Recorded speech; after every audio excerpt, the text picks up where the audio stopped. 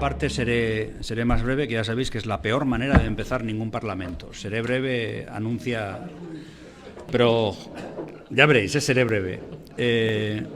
Porque en realidad yo lo único que he hecho para esta segunda parte, en la que lo que deberíamos de hacer es dialogadamente entre todos nosotros y nosotras, ver si el dispositivo institucional que tiene ahora mismo Euskadi es suficiente o no, si es adecuado o no, si sobra algo o si falta algo.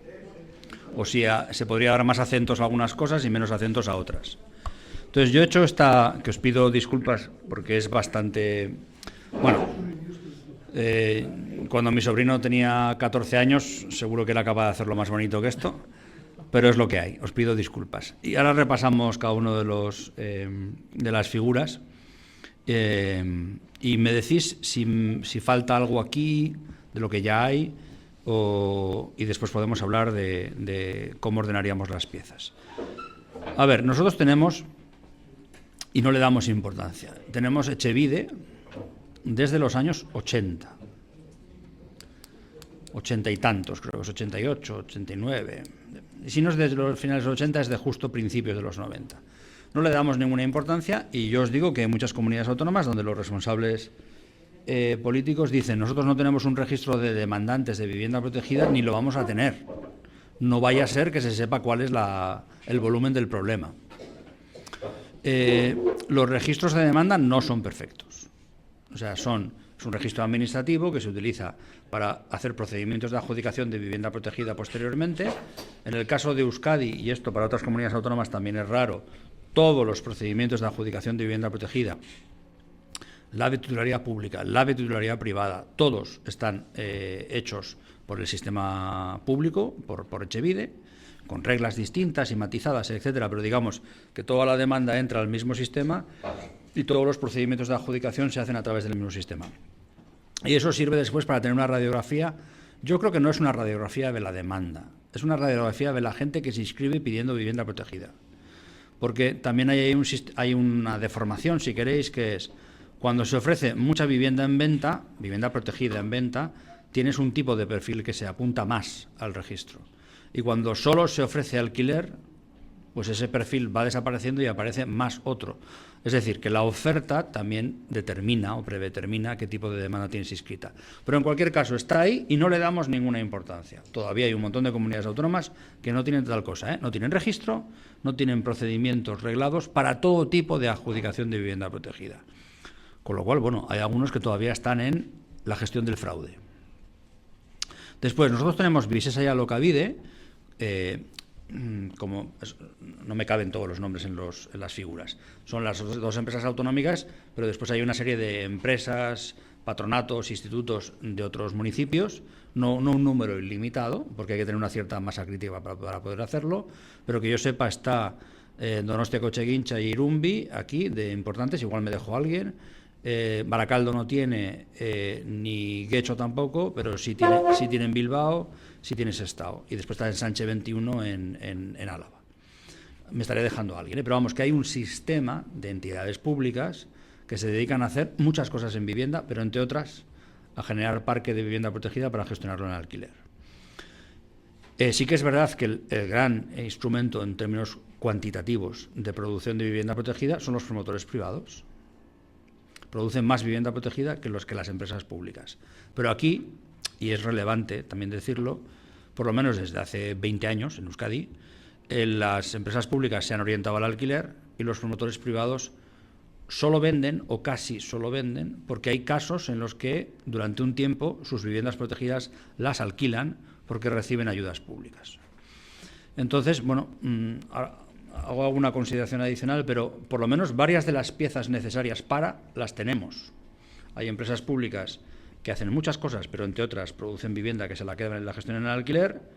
Hay un conjunto de promotores privados que también hacen vivienda protegida y la venden. Y empieza a haber un entorno alrededor del gobierno vasco. Bueno, lo ha habido siempre, pero ahora digamos que está más explícitamente dirigido a gestionar vivienda protegida a más largo plazo.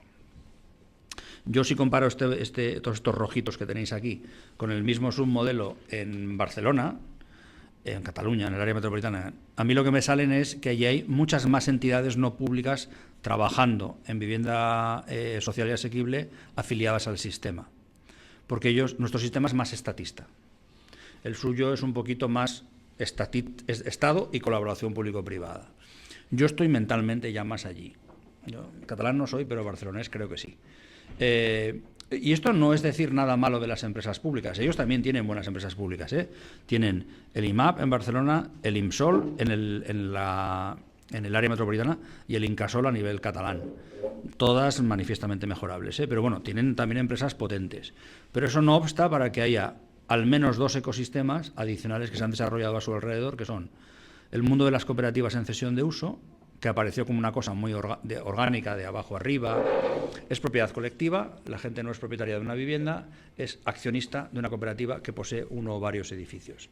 Y nació mucho como un movimiento social, activista, contestatario, donde es verdad que entre los activistas había abogados, arquitectos, sociólogos, economistas, bueno, había mucho profesional de izquierdas, y han pasado de generarse soluciones para sí, que ya está suficientemente bien, a proveer servicios para que otros se busquen soluciones también para sí. Es decir, han generado un promotor, un proveedor, un ecosistema. Nosotros no tenemos este ecosistema y fuera de Euskadi nadie lo entiende. Porque dicen, bueno, no sé, a ver, tenéis buenos servicios públicos y el mayor grupo cooperativo del mundo. ¿Qué pasa? Yo tampoco sé responder, pero eso no lo tenemos. Y después, sí es verdad que Euskadi, esto es más reciente, 2-3 años, ha puesto incentivos públicos para que los promotores privados, en vez de vender VPO, la alquilen durante un tiempo. Después podríamos discutir si son suficientemente buenos o adecuados esos incentivos, pero han generado varios miles de viviendas protegidas de titularidad privada en alquiler de una manera bastante rápida. A mí esto me parece bien, en Navarra también lo hacemos, se hacía desde antes. En este caso, el sistema navarro es el que primero importó este rasgo. Pero hasta hace muy poco ha habido bastante miedo a mezclar capital público y capital privado. Y yo creo que es una de las necesidades que tenemos. Generar empresas, que parte del accionariado sea público y parte del accionariado sea privado. Los privados lo que quieren es ganar dinero, pero a largo plazo, tranquilo, seguro. Y los públicos lo que queremos es extender el impacto de los recursos públicos. Cogobernanza. Y después, tú no pones bienes públicos a disposición de los privados que a riesgo y ventura invierten y si ganan dinero se lo quedan y si pierden dinero les rescatamos. Esto último no aparece así nunca en ningún tipo de acuerdo expresamente, pero es lo que ocurre. Si se da la leche les rescatamos. Entonces, como ya somos todos mayorcitos y mayorcitas, invertimos juntos, si sale bien compartimos dividendos, si sale mal compartimos pérdidas. Esto tampoco está suficientemente desarrollado aquí en Euskadi, aunque el gobierno vasco acaba de sacar una licitación para intentar montar un fondo de inversión mixto, que a mí me parece súper interesante. Yo he estado en varias experiencias anteriores más en generar promotores público-privados, promotores y gestores inmobiliarios público-privados, pero la idea del fondo de inversión mixto a mí también me parece seductora. Bueno, entonces, tú tienes la demanda, que está en verde, tú tienes un conjunto de operadores que generan parque, que está en rojo, y al final, ¿qué acabas teniendo? Parque público. Y en nuestro caso no es parque público fungible, es parque público que se queda. Ahí está, esos 28.000, es el gestionado directa o indirectamente por el gobierno. Pero en realidad hay más. Están las viviendas protegidas que todavía tienen calificación de vivienda protegida o las que gestionen privados sin ayudas públicas, que serán pocas, pero alguna habrá. ¿Cuál es el drama de las descalificaciones? Que desde que decretas, a partir de aquí no se descalificarán, lo normal es que tardes 30 años en no tener pérdidas. Porque las viviendas calificadas en el 2002, lo más normal es que su periodo de calificación fuese 30 años. Es decir, las últimas descalificaciones en Euskadi las tendremos en torno al 2032, que ya no queda tanto, pero en el 2003 quedaba mucho. En Cataluña, que se decretó la calificación definitiva con un mecanismo jurídico muy alambicado. En el 19 pues tendrán pérdidas hasta el 2049, ¿no?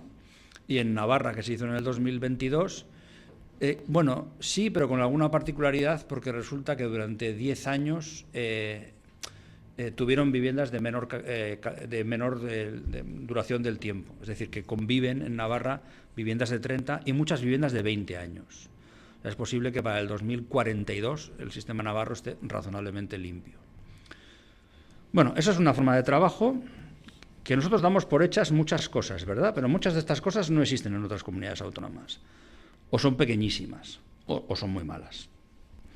Después, nosotros tenemos desde el 2003 un instrumento público, bueno, ahora son dos, Bizigune y ASAP, dos instrumentos públicos donde al propietario privado o propietaria se le dice: tiene usted miedo, tiene necesidades de invertir en rehabilitación, no es profesional del sector, no sabe cómo hacerlo. Bueno, muy bien, el trade-off es: usted va a ganar menos dinero y le vamos a dar todas las seguridades a través de recursos públicos. ¿Por qué?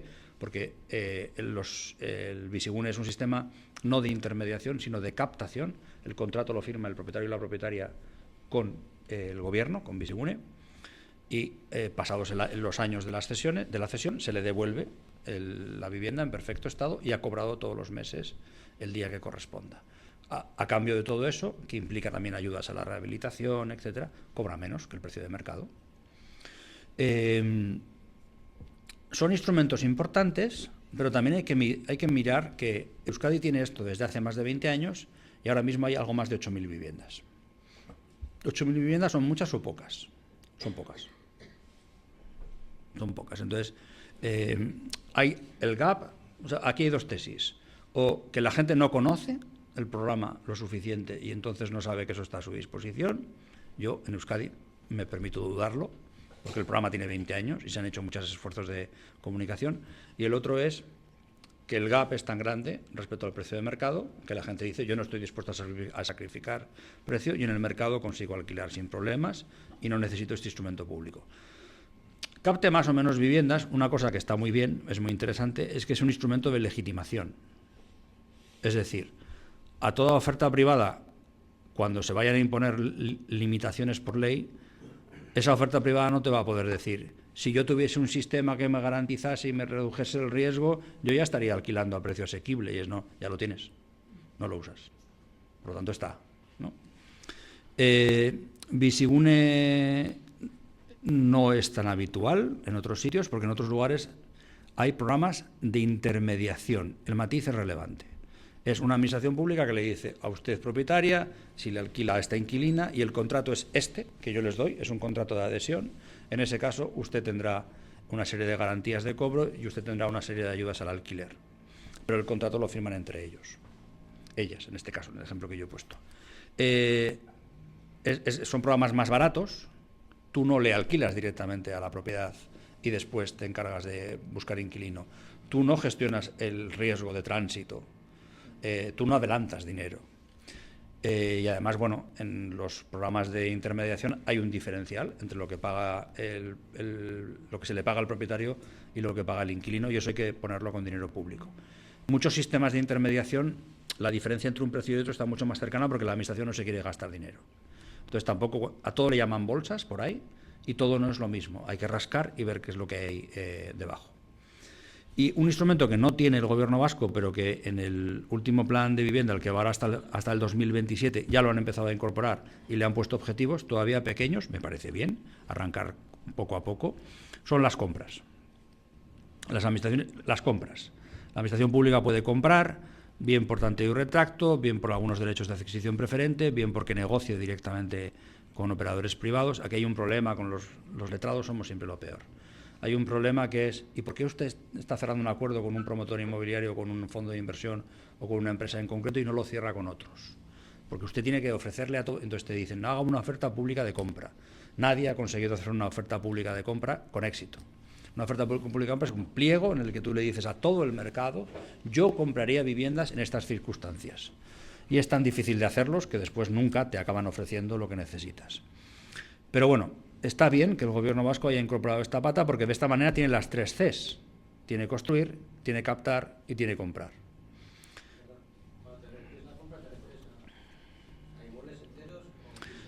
Pueden ser viviendas sueltas, pueden ser edificios completos. Generalmente, cuando son viviendas sueltas, es que hay un derecho de adquisición preferente o administrativo o urbanístico y la administración lo ejerce. Tú tienes la potestad de hacerlo o de no hacerlo. Puedes comprar o puedes no comprar.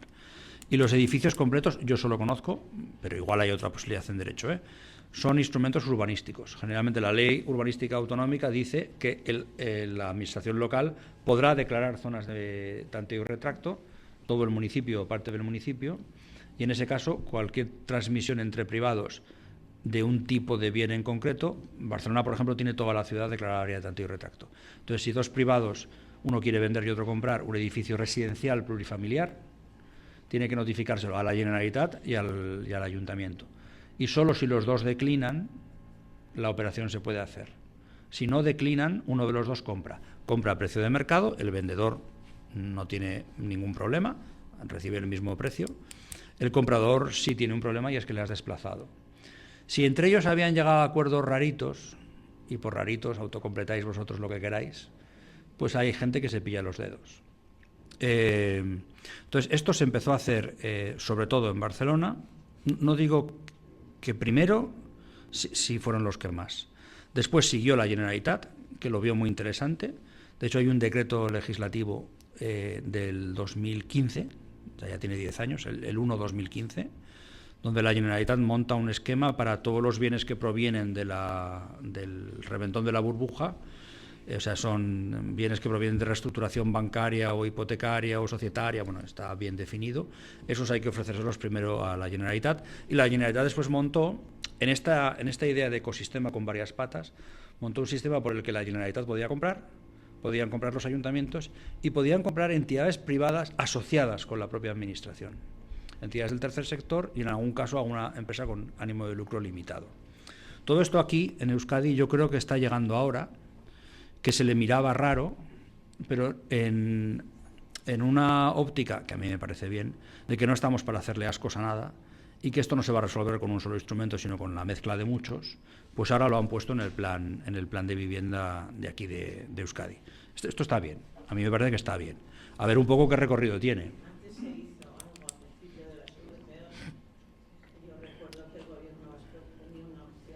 Sí, pero esto no es sobre VPOs, esto es sobre cualquier vivienda.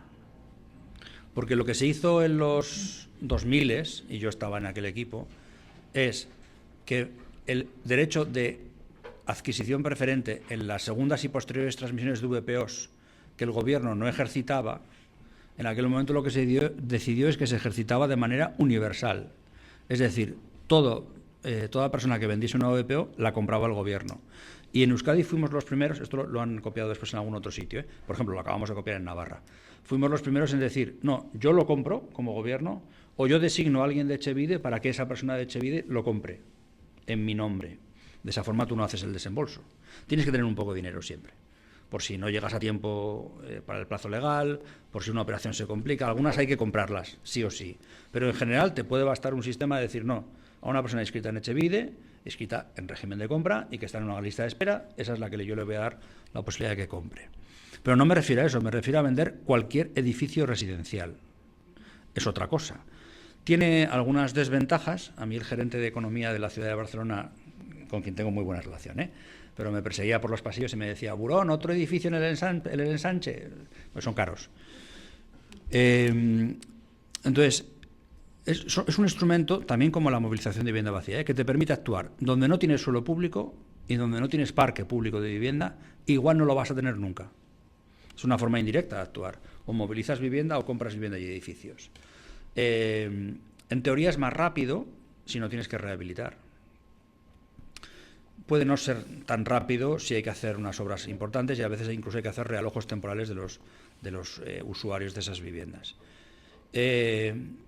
Y a veces compras paquetes grandes a precios muy, muy interesantes en barrios malos y a veces compras edificios caros en lugares donde no tienes ni suelo ni parque público y además tampoco pasa nada por decirlo, son operaciones simbólicas. O sea, es que conviene a veces generar hitos.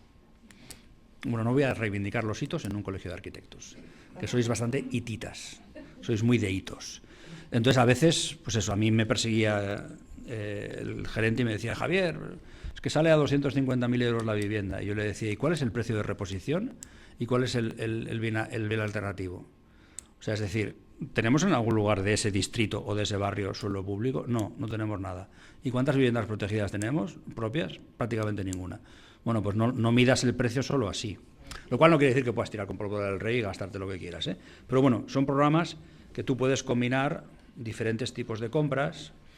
El problema de este tipo de política es la sostenibilidad económica a largo plazo. Y aquí es donde entra esa reflexión, que por eso me gusta el proyecto que acaba de lanzar el Gobierno vasco de fondo de inversión mixto. El fondo de inversión puede no ser solo para construir, puede ser para construir y comprar. De hecho, igual a un fondo de inversión le surge un fondo de inversión público-privado de interés general, le pueden surgir un montón de operaciones de compras que de otra manera no se harían. Bueno, claro que sí. Esto que has dicho me ha parecido... Micro. Me ha parecido muy interesante y me ha recordado esto de Barcelona, de que comprabais a lo mejor edificios... Siguen comprando, siguen comprando. Que donde a lo mejor no hay ninguna vivienda pública. Esto es un poco parecido, pregunto, a ese programa que se implementó en París hace unos años de construir o rehabilitar viviendas en cualquier distrito, los más caros, en Neuilly, en tal, poner viviendas de protección oficial. En mitad de la ciudad, quiero decir, a lo mejor hay un edificio que se está cayendo, lo compra el ayuntamiento, lo rehabilita y lo ofrece en alquiler público. El programa de compras de la ciudad de Barcelona se copió de la de París. Directamente, o sea, tampoco pasa nada por explicar las cosas. O sea, el sitio al que se fue a ver cómo funcionaba en la práctica. Problema que en París y otras ciudades francesas tienen una cosa que ahora no me acordaré del acrónimo, pero son unas sociedades mercantiles a las que tú les puedes ceder el derecho de adquisición de la ciudad o de la administración. Y pueden ser entidades mixtas, público-privadas, o pueden ser directamente privadas. Entonces, lo que tienen ellos es la parte jurídica de soy capaz de comprar viviendas y la parte financiera de he montado unos entornos empresariales que tienen músculo para poder comprarlas. Claro, lo que te dan a cambio es que no pueden explotarlas como quieran, tienen que gestionarlas a unos precios asequibles y una parte muy importante, si no casi todas, en alquiler. No me acordaré de cómo se llaman estas sociedades mercantiles. Pero bueno, fuimos allí, o sea, lo mismo que el sistema que hay ahora mismo de zonas de mercado tensionado en Euskadi, en Navarra y en Cataluña, y que se niegan y en Coruña, y que se niegan a aplicarlo en el resto del Estado, es resultado de dos viajes, uno a París y otro a Berlín. Y se estudió el sistema francés y el sistema alemán. Y se llegó a la conclusión de que lo que era más fácil de llevar a la LAU era el BGB alemán. Y se pidió a un grupo de catedráticos y catedráticas, dirigidos por una señora, que hiciesen la traslación, no era la traducción del alemán al castellano, la traslación sistémica de eso, y primero hubo una ley catalana y después eso acababa habiendo una ley estatal. Bueno, nosotros en Euskadi no tenemos las tres Cs, las tres vitaminas no están igual de desarrolladas, pero está bien que conceptualmente ya estén las tres, porque faltaba lo de las compras, Si veis anteriores planes de vivienda, no estaba. Todavía con números modestos. Después, cuando no tienes piedras, ¿qué haces? Pues pones encima de la mesa ayudas. Las ayudas tienen mala reputación porque se dice que consumen muchos recursos, no diré que consumen pocos. Es más difícil conseguir dinero dentro de una administración porque no es capítulo 8, no es inversión, es gasto corriente. Y cuando vas a pedir, todos somos órdenes mendicantes dentro de la administración, todos nos dedicamos a pedir. Entonces, cuando pides para invertir, sobre todo si lo pides en una entidad pública que no está dentro del perímetro presupuestario de la administración, no solo haces inversión, sino que además tu endeudamiento no consolida. Entonces, lo que pides para construir o para comprar tiene una reputación, y lo que pides para movilizar vivienda vacía o para dar ayudas al alquiler tiene otra reputación, porque es gasto corriente. Eso es verdad, no hay que negarlo. Pero también os diré que nosotros, o sea, fijaros, viviendas gestionadas, inmuebles de verdad, contantes y sonantes, gestionados por el sistema público en Euskadi, la cifra igual ya no son 28.000, pero está en torno a 28.000. Y personas o familias que reciben ayudas de los 4 sistemas que hay ahora mismo de dar ayudas, son 47.000. O sea, son números, también hay que... O sea, si no estuviese... Una cosa no se podría sostener si no estuviese la una y viceversa, y una es inmovilizado y es ladrillo y es a futuro, y lo otro es todo el rato gasto corriente, pero ¿qué ocurre si no tienes a toda esa gente con esa red de seguridad? Tenemos al menos 4 sistemas, el complemento de vivienda, las ayudas de emergencia social, Gaztelagun y Emancipa. Conceptualmente esto es vanguardia, es decir, no conozco otras comunidades autónomas que tengan todas sus políticas sociales con una derivada habitacional y además programas específicos para gente joven y para la emancipación. Bueno, la otra es Navarra, que los programas cambian de nombre, pero son los mismos, y los volúmenes son pues 1/3, más o menos, ¿no?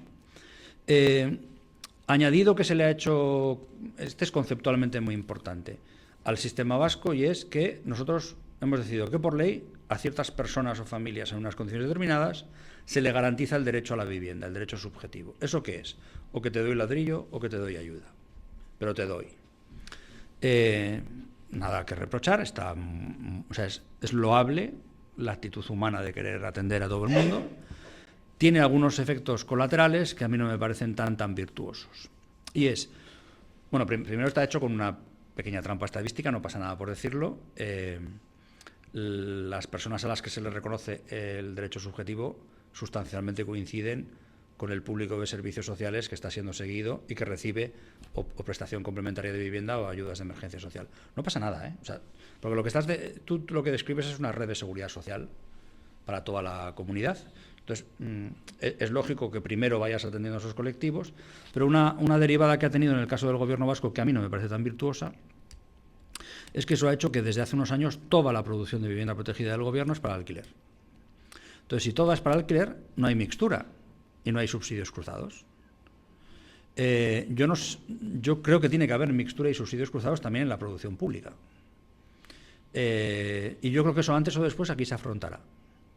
Mi sensación es que ahora está entrando una ola como de cierta innovación y si tú reconoces muchas tipologías de vivienda protegida y muchos operadores, no te quedará más remedio que decir, oye, si todos los demás están mezclando, ¿por qué no mezclo yo? Pero bueno, yo cuando estuve en el Gobierno entre el 3 y el 9, nuestra situación era muy distinta. Nosotros, a lo bruto, vendíamos 2 viviendas protegidas por cada vivienda protegida de alquiler que hacíamos. Y eran circuitos que se cruzaban en términos financieros. A partir del 2003, esas viviendas protegidas que se vendían no se descalificaban, o sea, quedan para la sociedad también. Y era lo que se podía hacer con el nivel de dinero que se metía. Si metes más dinero puedes hacer más o más rápido, pero con unos recursos finitos lo que se produce ahora mismo es una segmentación que a mí no me parece virtuosa y es que Visesa y Alokabide solo hacen vivienda protegida de alquiler y que los promotores privados de vivienda protegida básicamente venden. Y solo alquilan si hay subsidios públicos. Yo creo que tendría que haber un poco más de mezcla. ¿Esos promotores suelen coincidir con los constructores? Es un mundo en cambio y no tengo todos los datos y seguramente lo que no tendré es los datos guipuzcoanos. Pero los constructores están desapareciendo. O son promotores ya. Bien, sí, podrían ser constructores antes. Pero la figura del promotor es quien se obliga contractualmente, quien agrupa una serie de medios productivos y quien responde de plazo, precio y calidad. Lo que ha ocurrido en muchos casos es que antiguos constructores han devenido promotores. Es un mundo en cambio. No sé cuántos constructores puros van a aguantar. Porque el otro cambio disruptivo que hay es que si la industrialización se acelera, habrá otro tipo de promotor. Será un promotor más coordinador de soluciones constructivas, de materiales, de tecnologías, de plataformas colaborativas. Esto ya está empezando a pasar, Pero yo aquí cuando digo promotores me refiero a propietarios de suelo privado calificado para vivienda protegida que tienen que promover sí o sí y cuando promueven, venden. En nuestro caso, afortunadamente, esas viviendas no se descalifican, pero solo alquilan si tienen incentivos. Y los incentivos son bastante importantes. Que también de eso podríamos hablar, si hay suficientes incentivos o no. Vale, entonces, hasta aquí lo que tenemos son piedras y ayudas. A mí me parece que conceptualmente correcto. Después, hay un siguiente asunto que gasta muchos recursos públicos en todos los sistemas, también en el vasco, que es el fomento de la rehabilitación de parque privado de vivienda. Aquí lo que estás atendiendo no es, bueno, lo que dice la ortodoxia tradicional, es que no atiendes la asequibilidad y no ponderas a las personas. Aquí atiendes la eficiencia energética y la seguridad y la accesibilidad y lo que ponderas son edificios. La teoría está bien, pero la práctica después es un poco más complicada, porque evidentemente que son ayudas que van a gente que tiene una determinada renta. Pero a día de hoy esas ayudas son generalmente o básicamente son ciegas a cuál es el nivel de renta de las personas. No es verdad del todo, pero bueno, quedémonos con esta idea.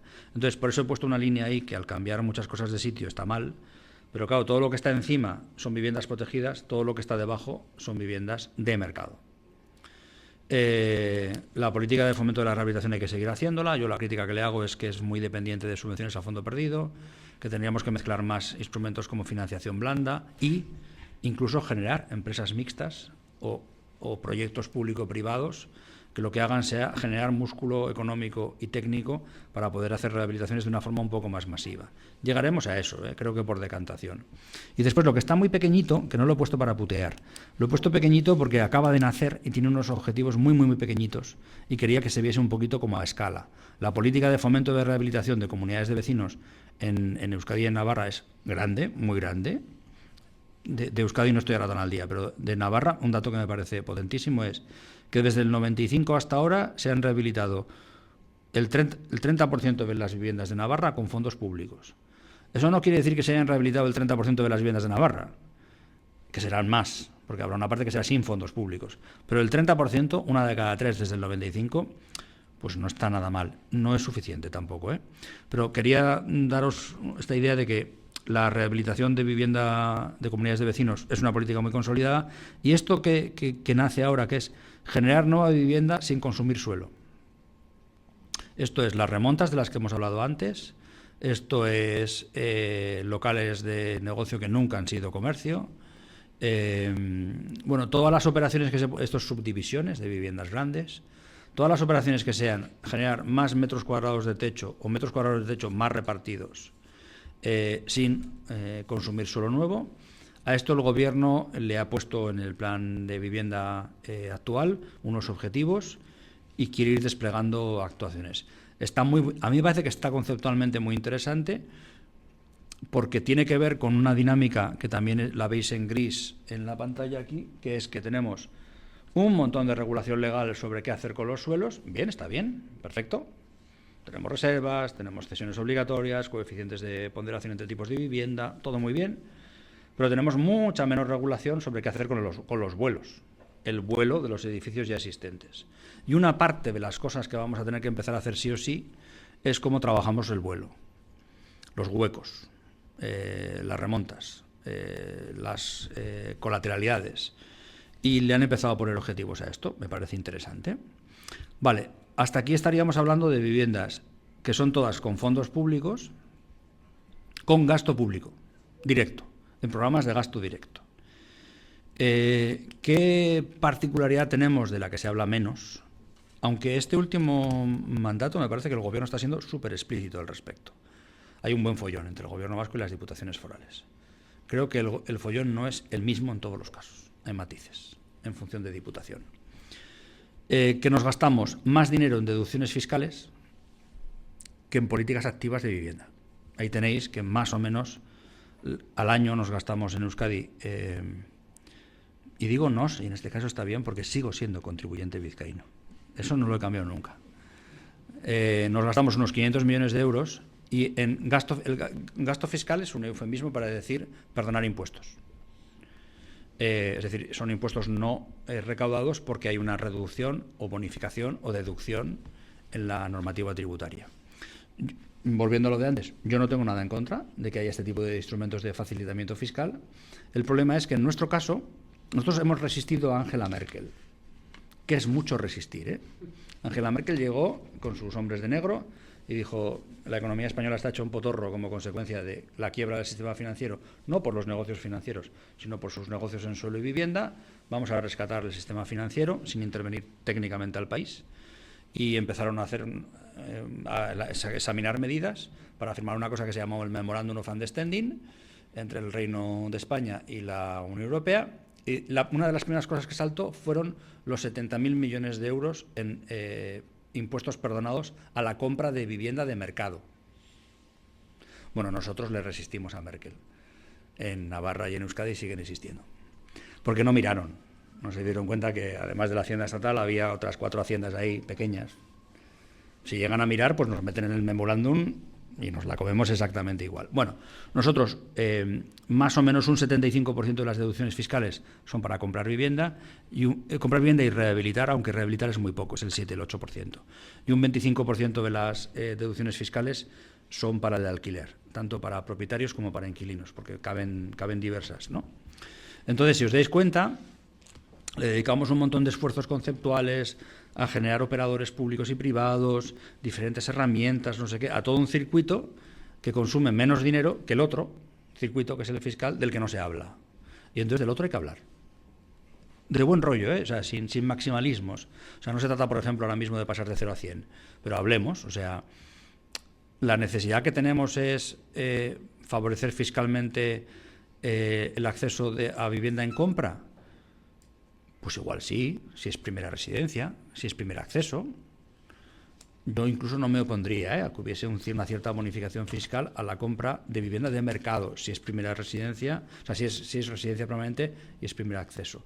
Pero la bonificación tendrá que ser mayor para quien compre vivienda protegida, ¿no?, que para quien compre vivienda libre. Y si alguien compra una vivienda y no vive en ella, pero la pone en alquiler y la pone o en Bisigune o por debajo del precio del indicador de zona de mercado tensionado, o con el acuerdo que sea con la Administración y el precio es más bajo y el plazo es más largo, pues tampoco me opongo. Pero todo este debate no se está teniendo. Aquí tenemos 1 millón de posibilidades, salvo en el IVA, porque el IVA es un impuesto comunitario que las haciendas forales, yo creo que hay razones de derecho, pero también algunas son políticas, de hacer despejo de lo que diga la legislación estatal. Hay muy pocas ganas de tocar nada. Aquí, aunque no os lo creáis, una SOCIMI que no invierta en vivienda, porque todo el mundo tiene en la cabeza que las SOCIMIs hacen cosas de vivienda. No, hacen cosas en bienes inmuebles. Pero eso puede ser pabellones logísticos, centros comerciales, son muchas cosas, y no están legalmente obligadas a tener vivienda. Como no están obligadas a tener vivienda, tampoco están obligadas a tener alquiler de vivienda. Entonces, una SOCIMI puede recibir el tratamiento fiscal que está recibiendo ahora, que a mí me parece escandaloso, que es que cuando distribuyen dividendos no pagan impuestos.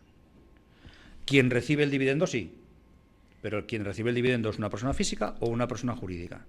Y las personas jurídicas suelen estar residenciadas por lo que sea, en Holanda y en Irlanda. En territorios, el eufemismo es territorios comunitarios de baja tributación. Bueno, tenemos eso que no es normal, porque yo tampoco me opongo a que una SOCIMI tenga un beneficio fiscal si tiene un determinado porcentaje en su portafolio de viviendas que se alquilan a precios no de mercado. Bien, tampoco hace falta que sea todo, Y a la vez ocurre lo siguiente: cuando una administración pública le cede en derecho de superficie un suelo público a un privado, a través de una licitación, obviamente, Hacienda considera eso una prestación de servicios y paga el 21% sobre el 70% del valor de construcción periodificado en 30 años. Es una hostia. Es más que el dinero de las subvenciones por hacer VPO de alquiler. Entonces, bueno, con todo este tema fiscal, alguna vuelta le tenemos que dar. Primero, porque en Euskadi gastamos muchísimo dinero, y segundo, porque, salvo para el IVA, somos la autoridad tributaria. Entonces, aquí hay, sin maximalismos, no es lo mismo la imposición indirecta que la directa, no es lo mismo la de particulares que la de empresas, no es lo mismo la de profesionales que solo se dedican a la vivienda que la de profesionales que hacen muchas cosas y también vivienda, pero hay un debate a tener. Y después, conceptualmente, el último elemento que apareció en el ecosistema vasco son las zonas de mercado tensionado. Están declaradas, bueno, no todo el mundo está utilizando el mismo sistema, En Cataluña las ha declarado la Generalitat. Otra cosa es que ha sido sin ningún tipo de problema con los ayuntamientos que están dentro del listado, pero el expediente es autonómico. Y después lo que te hace el Estado es te valida la metodología te valida el expediente de declaración de zona de mercado tensionado y se pacta una metodología estadística, porque el sistema es el SERPAVI, que es estatal, pero se nutre también de datos autonómicos. En el caso de Euskadi y Navarra se nutre solo de datos autonómicos, porque no hay datos estatales. Y ahí, digamos que la colaboración técnica es mayor. Hay diputaciones forales colaborando más y otras colaborando menos. Por ejemplo, yo sé, aquí no me centro, me diréis en Guipúzcoa, pero en Bilbao se ha declarado zona de mercado tensionado todo el término municipal, que el expediente empezó declarando zona de mercado tensionado solo parte de Bilbao, se excluían los mejores barrios, eso después se cambió por el camino. Y la declaración de zona de mercado tensionado tiene un efecto para los contratos ya firmados cuando se renuevan o se firma uno nuevo, una vivienda ya alquilada, porque hay congelación, se tiene que respetar el contrato anterior, pero todavía no se puede aplicar a esas viviendas que no han estado en el mercado y que llegan al mercado, porque la Diputación Foral de Vizcaya no ha pactado ni con el Gobierno vasco ni con el Ministerio el indicador del SERPAVI que necesita sus datos. Aquí no sé cuál es la situación. Creo que aquí están colaborando bastante más. Ya hay SERPAVI guipuzcoano, ¿vale? Pues ahí tenéis. En igualdad de situación, ¿no? Porque en el caso de Euskadi, aparte de la particularidad tributaria foral, está el hecho de que el Gobierno vasco, y no me parece mal, se ha empeñado mucho en que los expedientes sean primero municipales y después autonómicos. No es el modelo catalán, no es el modelo navarro. En Navarra, el Gobierno ha declarado 21 municipios, el 70% del territorio. Bueno, entonces, en definición, después... Quería hacer una pregunta. Todas las que quieras. Otra cosa que pueda responder. Sí, seguro que sí. Unai en su presentación planteaba, bueno, y plantean las distintas intervenciones que está haciendo, el denominar zona tensionada a toda la comunidad autónoma vasca. ¿Qué opinas al respecto? Medir municipio a municipio, considerar toda la comunidad. Lo considero extremadamente urbanita, y él como gasteiztarra es urbanita igual que yo. O sea, eso es pensar que en todo el territorio hay exactamente la misma necesidad. No lo sé. Lo que sí sé es que en Navarra sería imposible, porque Navarra tiene zonas de mercado tensionado y zonas de reto demográfico. O sea, es un expediente administrativo, están declaradas. Tienen derecho a acceder a una serie de fondos forales mayores que el resto del territorio, porque hay problemas de fijación de la población. Y yo todavía estoy aprendiendo de esto. Antes en el café hemos hablado y yo he dicho que yo sé de cosas urbanas poco. Y del tema residencial en mundo rural estoy en primerito de párvulos. Pero en Navarra yo incluso veo dos tipos de municipios de entornos rurales con dificultades en vivienda. Las que tienen actividad económica y empleo y no tienen vivienda, pero hay empleo. Un ejemplo, Lecumberri, que está muy cerca de Irún, ¿no? ¿De qué está? No, perdón, Lesaca. No es Lecumberri, perdón, es Lecumberri. Hombre, del centro además, Pero sí, Lecumberri, ¿de qué ciudad guipuzcoana? No, es Lecumberri. Lecumberri está en el noroeste de Navarra, al lado de la Muga. Al otro lado hay una ciudad guipuzcoana. Pues, bueno, sí, claro, es que esa es la Muga, el monte. Bueno, quien sea.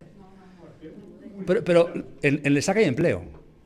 Hay dinamismo económico y hay muchísima dificultad para fijar población. Están perdiendo población. La gente está yendo a vivirse a otros sitios. Entonces, ¿ahí cuál es el problema? Que no hay fondos para rehabilitar. También creo que hay un problema cultural, que hay mucha gente que no quiere que se rehabilite y no quiere que haya fondos y no quiere que le cambien nada. Y hay otro tipo de municipios donde hay mucha menos actividad económica y hay el mismo problema o mayor de vivienda que necesita ser rehabilitada. Entonces, no es lo mismo. Pero a mí me parece que no está mal hacer la declaración de zonas de mercado tensionado por zonas. Otra cosa es que los expedientes podrían ser de varios municipios a la vez. Eso no sería un problema. O sea, por ejemplo, en Navarra hemos declarado toda la comarca de Pamplona una atacada. Punto. Otra cosa es que es un expediente para cada. Pero van todas juntas. Hombre, no sé, yo creo que el territorio merece un análisis. Porque si declaras zona de mercado tensionado en un sitio donde el precio de la vivienda no es exactamente el problema, sino que es la oferta, la disponibilidad de vivienda, y donde la clave no es que haya muchos operadores de mercado que la ofrezcan a precios altísimos, sino que no hay ni operadores ni privados ni públicos que las rehabiliten y la gestionen, no sé qué arreglas. No sé qué arreglas. Desde luego lo que sí parece es como mucho más enfático, ¿no? Declaro todo Euskadi zona de mercado tensionado. Igual es casi toda, pero no toda.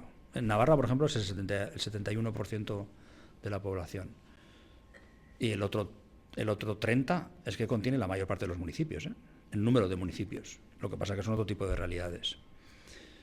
Otra cosa es que me digas qué sentido tiene declarar Barcelona, área metropolitana, y ellos no dicen provincia, está prohibido, demarcación de Barcelona. Bueno, aunque hay una Barcelona rural también, muy pequeñita, 10-15%. Pero yo iría a pasos.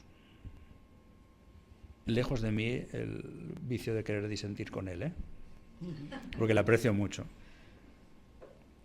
Bueno, lo que entiendo yo, pero nada, por entenderlo bien, esta medida lo que hace es congelar los precios de alquiler, no tiene nada que ver con limitar la oferta. No los congela, porque la y congelación sería demás, esto. ¿no? La congelación sería esto. Y esta medida lo que hace es, respecto de los que ya tenían alquiler, hace esto, y respecto de los que no tenían alquiler, hace esto. Porque se indexa al SERPAVI. Entonces, en función de cuál sea el comportamiento general de los precios, pues puede ocurrir algo más matizado. ¿Cuál es el resultado neto de las dos cosas? Pues no sé, depende de cómo se mezclen los dos tipos de vivienda. Entonces, no es un sistema puro de congelación. El único sistema que yo conozco, que se ha intentado recientemente, fue en Alemania. Ellos tienen el espejo del alquiler, que es el SERPAVI, que no era obligatorio, es una recomendación. Tienen el freno del alquiler, que es lo que estamos copiando nosotros, que es que a través de SERPAVI lo indexes. Y la ciudad de Berlín y alguna ciudad más intentó hacer lo que ellos llaman la tapa del alquiler, que es poner de verdad un tope y decir, en determinado tiempo y espacio no puede superar ningún alquiler este precio metro cuadrado. Eso se lo tumbó el Constitucional, porque el Constitucional de allí dice que sí se puede hacer, pero con una ley estatal, no con una ley del Senado de Berlín. Entonces no es exactamente un sistema de congelación, es un sistema de topes, uno más fijo y otro más dinámico. Y cuál sea la mezcla, pues depende un poco de cómo evolucionen los sistemas. En teoría es temporal, porque lo que estás es haciendo todo eso que está ahí arriba, estás generando sistema para que no sea necesario. También es verdad que nadie recientemente ha decretado uno de estos sistemas y ha salido del mismo. Y ha dicho, ya está, ya lo hemos solucionado, ya podemos volver a la normalidad. Ni franceses ni alemanes. Gracias. La declaración de zona tensionada no tenía que haber venido o previamente a la declaración no se tenía que haber pensado en todas estas fugas de alquileres que está habiendo, de haber legislado primero, pues no sé, el alquiler temporal o el alquiler de habitaciones o el alquiler turístico, antes de hacer la ley, porque a ver, en Donosti, por ejemplo, hemos hecho un estudio de cuánta vivienda se ha fugado del alquiler tradicional y es la mayoría. O sea que al final solucionas una cosa pero empeoras otra. Sí, se pensó, pero el PSOE no quiso. Y podía quedarme ahí. O sea, quiero decir, cuando se redactó la ley, mucha de la gente que ha participado en la redacción de la ley estatal estuvo en la ley catalana, porque fueron esta gente que se les pidió que fuesen a París y a Berlín. Y ellos ya, cuando redactaron unas reglas para el alquiler residencial, otras reglas para el alquiler de temporada, otras reglas para el alquiler de habitaciones. Y es verdad que el alquiler turístico en Cataluña estaba ya muy regulado, ¿no? Pero digamos que se contemplaban todos los espacios. Y eso, cuando se tumba la ley por el Constitucional y el PSOE decide que quiere ir a por las zonas de mercado tensionado en toda España con una ley estatal, también decide que no quiere tocar esos otros submercados. No se atreve. Yeah. Creo que no se atreve. También, y en honor a la verdad, las cosas como son, ahora saben perfectamente que cometieron un error, porque ahora están intentando reparar alguno de estos agujeros que tiene el asunto. Incluso si hubiese normativa, la semana pasada en el Congreso de los Diputados se desbloqueó la ponencia de una proposición de ley, ahora no recuerdo, pero de varios grupos parlamentarios, que lo que van a hacer es que el tratamiento que reciben ahora mismo los alquileres LAU, en términos de zonas de mercado tensionado, también se le aplique al alquiler de temporada y al de habitaciones. Vamos a ver si eso se aprueba, que parece que sí. Parece que no lo van a tumbar ni Podemos ni Junts, ya veremos. Incluso con normativa sigue habiendo un reto, que es tener inspección-sanción. Tener gente que se dedica a comprobar las cosas y hacer expedientes sancionadores. Y el tema también que se está hablando de la inseguridad jurídica de la persona que arrienda la vivienda, ¿no? Que están a priori más desprotegidos por la temporalidad más alta, por las personas vulnerables, y que incluso parte de las personas a las más necesitadas de eso, contado con una persona de una inmobiliaria hace poco, es decir, la gente que más necesita alquilar una vivienda son los últimos que están ahora mismo, por lo menos en Donosti, en las listas de alquileres. Lo iban a ser en cualquier caso. Pero sí. De todas formas, yo no soy economista, entonces los economistas me lo tendrán que explicar.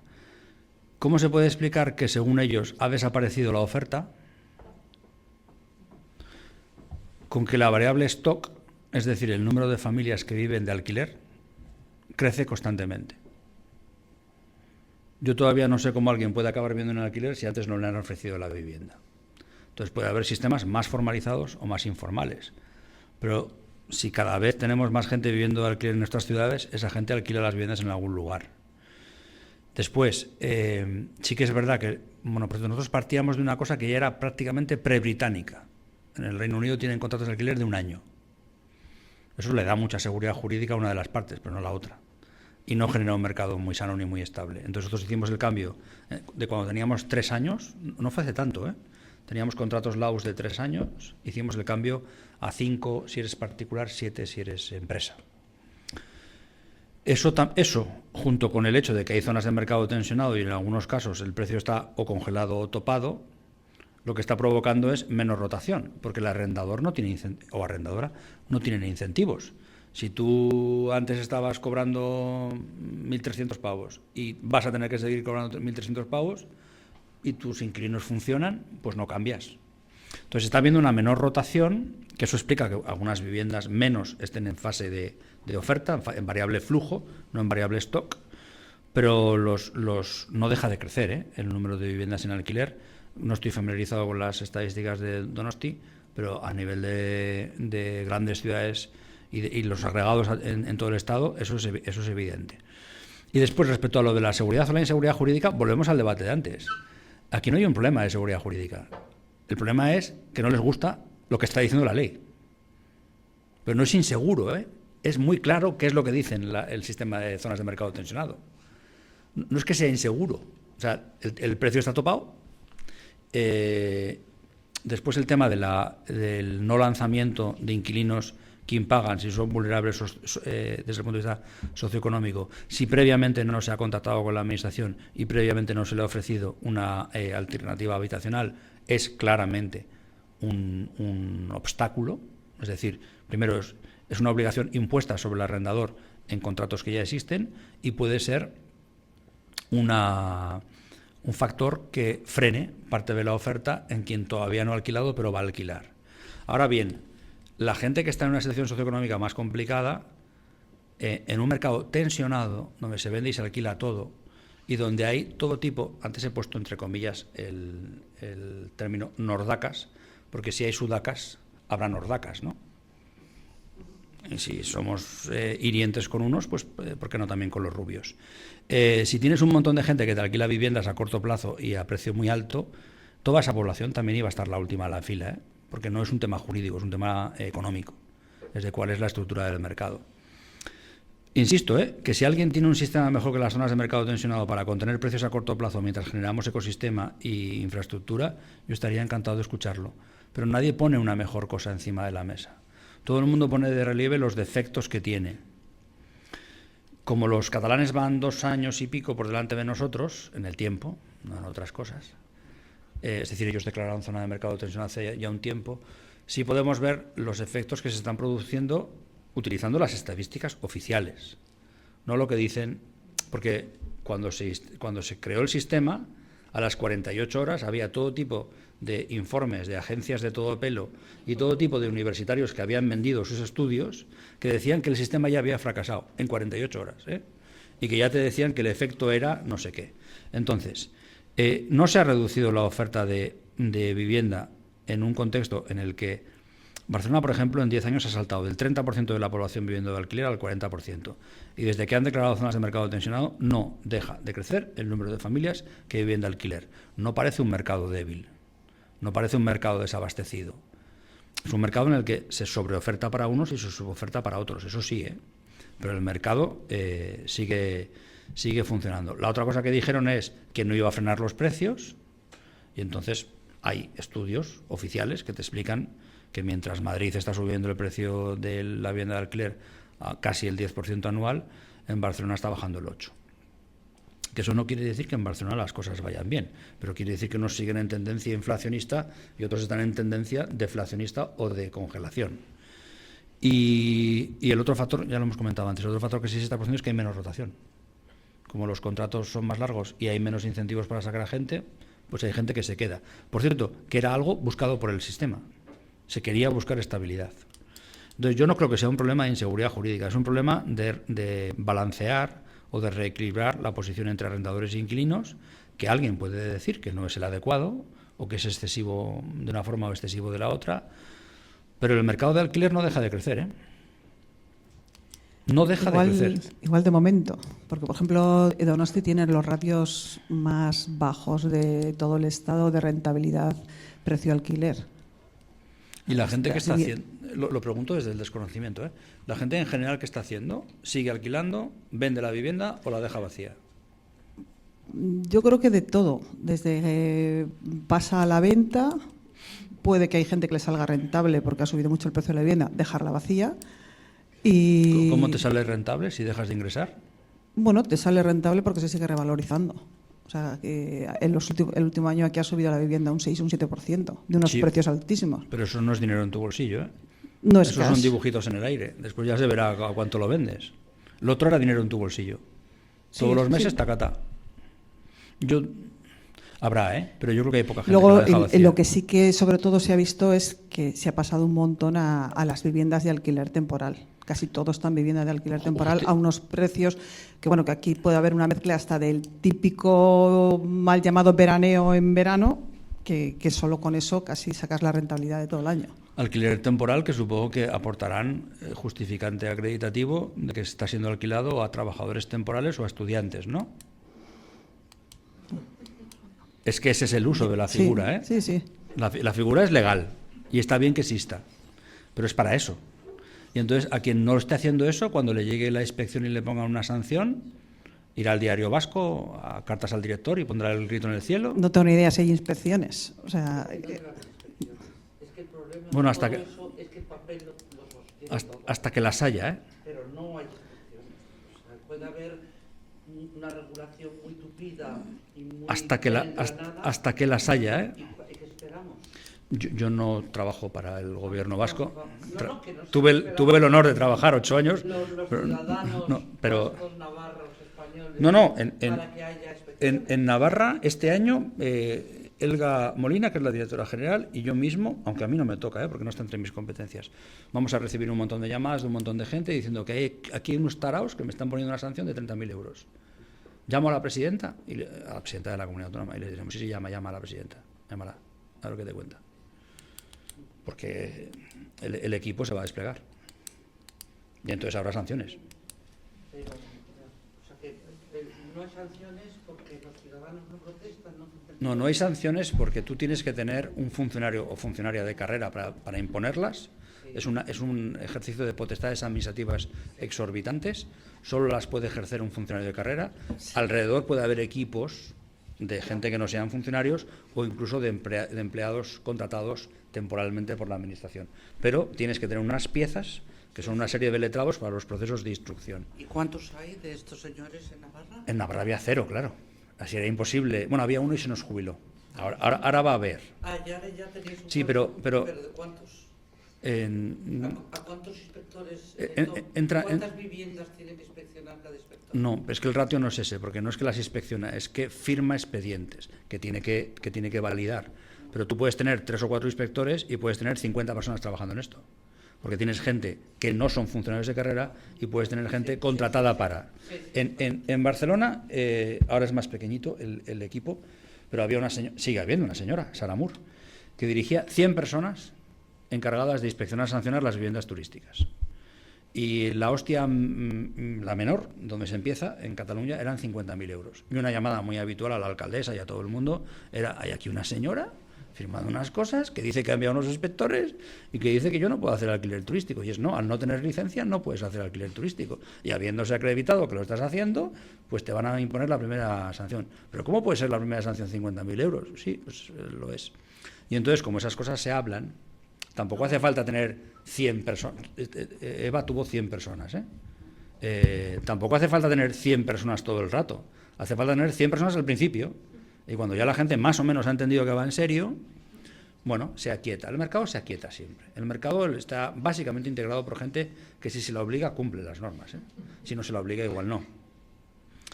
Y aquí habrá que hacer algo parecido, porque parte del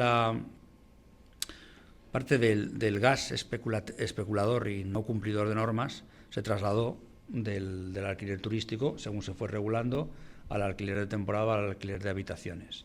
Alquiler de habitaciones falso, porque en muchos casos son pensiones por la puerta de atrás. Y requiere normativa, inspección, sanción. Y eso requiere tener equipos. Y después un chascarrillo, que no lo es, porque yo ya estoy casi convencido, después de una serie de años trabajando, que la tasa de cambio es esta. Cuesta lo mismo conseguir un funcionario o funcionaria de carrera que 10 millones de euros para invertir. Y no parecería que debería de ser así, ¿no? Pero el personal está muy complicado porque en la sociedad se ha instalado la sensación de que hay demasiados empleados públicos, a pesar de que estamos España en la parte media-baja y Euskadi en la más baja de España. Sí, Euskadi y Cataluña son los sitios con menos empleados públicos. Se ha instalado la imagen de que hay demasiados empleados públicos, también se ha instalado la imagen de que los empleados públicos no servimos para nada, pero después sí que quieres que inspeccionen, sancionen. Bueno, pues las dos cosas a la vez no se pueden hacer. Te temo. Te temo hace muchos años, pero... Fastidias. El tema de los efectos secundarios. París lleva desde el 19 probablemente aplicando normas de este tipo de congelación o como quieras llamarla, alquileres. Pero París pierde población aceleradamente. Y algunos entienden que es eso, es decir, no hay oferta suficiente de vivienda de alquiler y entonces te tienes que desplazar a otras zonas, al París, no París, vamos a decir, sino afuera de los 14 barrios, ¿no? O sea, es decir que la pregunta sería si estos efectos les cuesta aparecer, pero al final aparecen y son terroríficos. Sí, lo contrafactual tiene lo divertido de que podemos discutir como nos dé la gana. Es decir, en París habría pasado eso, le llaman encuadramiento de los alquileres. Son muy poéticos los franceses. Vosotros lo sabéis que los tenéis aquí al lado. ¿Sin encuadramiento habría pasado algo parecido o muy distinto? No lo sé, porque ya era una dinámica que se estaba produciendo. Es otro animal, es otro tamaño.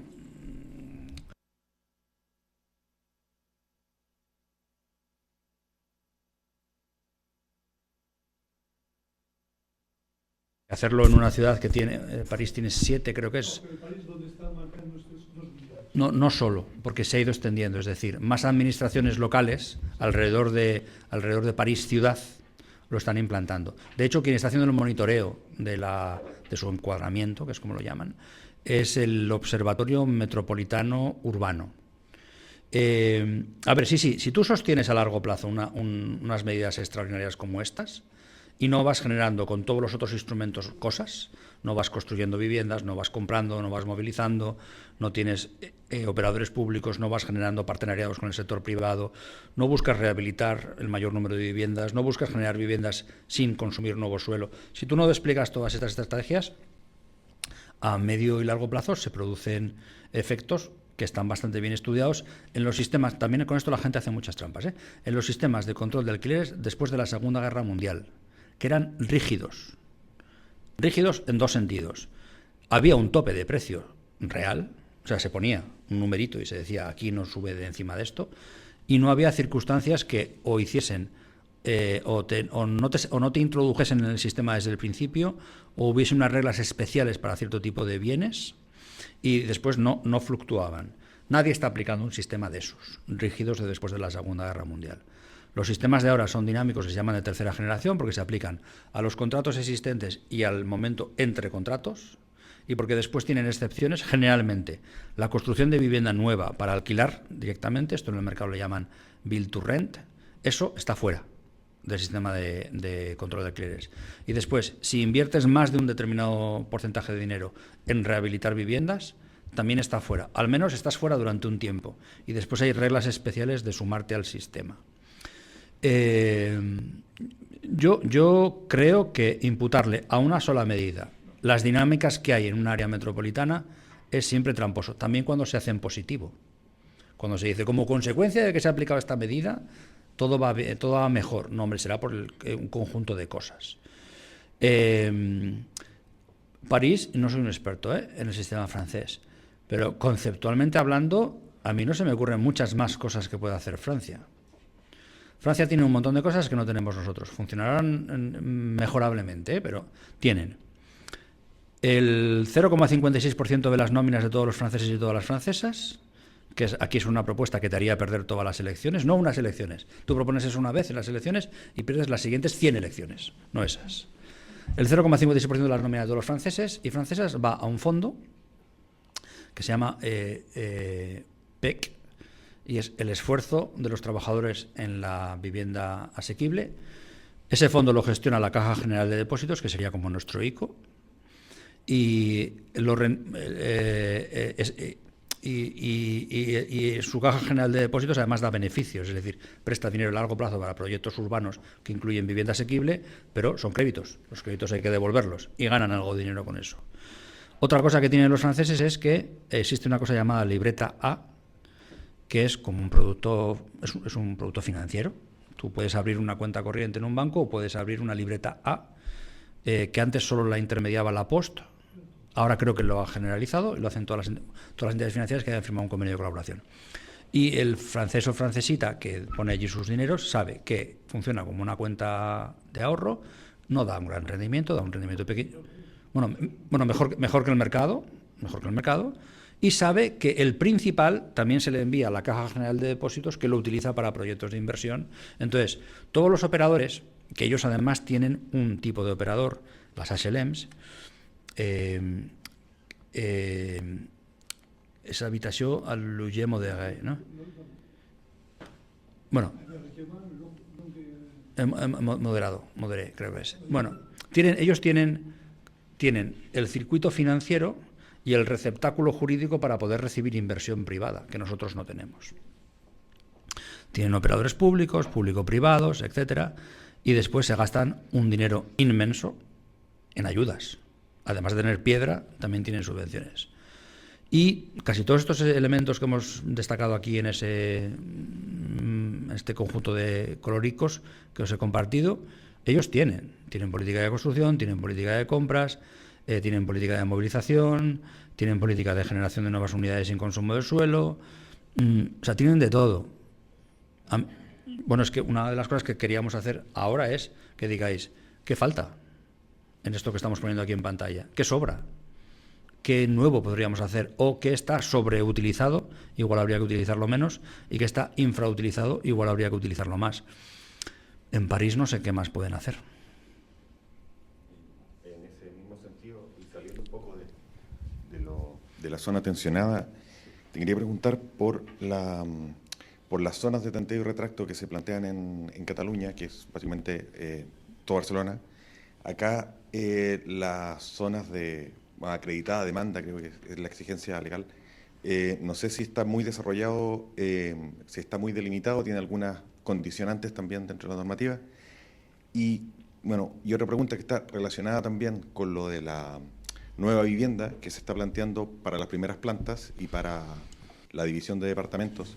Si es que hay una posibilidad de que la administración adquiera primeras plantas y adquiera departamentos antes de que esta nueva ley genere un instantáneo aumento de valor del metro cuadrado que en el fondo va a ser captado por un privado y que no va a conducir a una utilización pública del bien, digamos. Ya me disculparás, pero todavía no soy un catador perfecto de acentos. No sé si eres argentino o uruguayo. Chileno, todavía peor.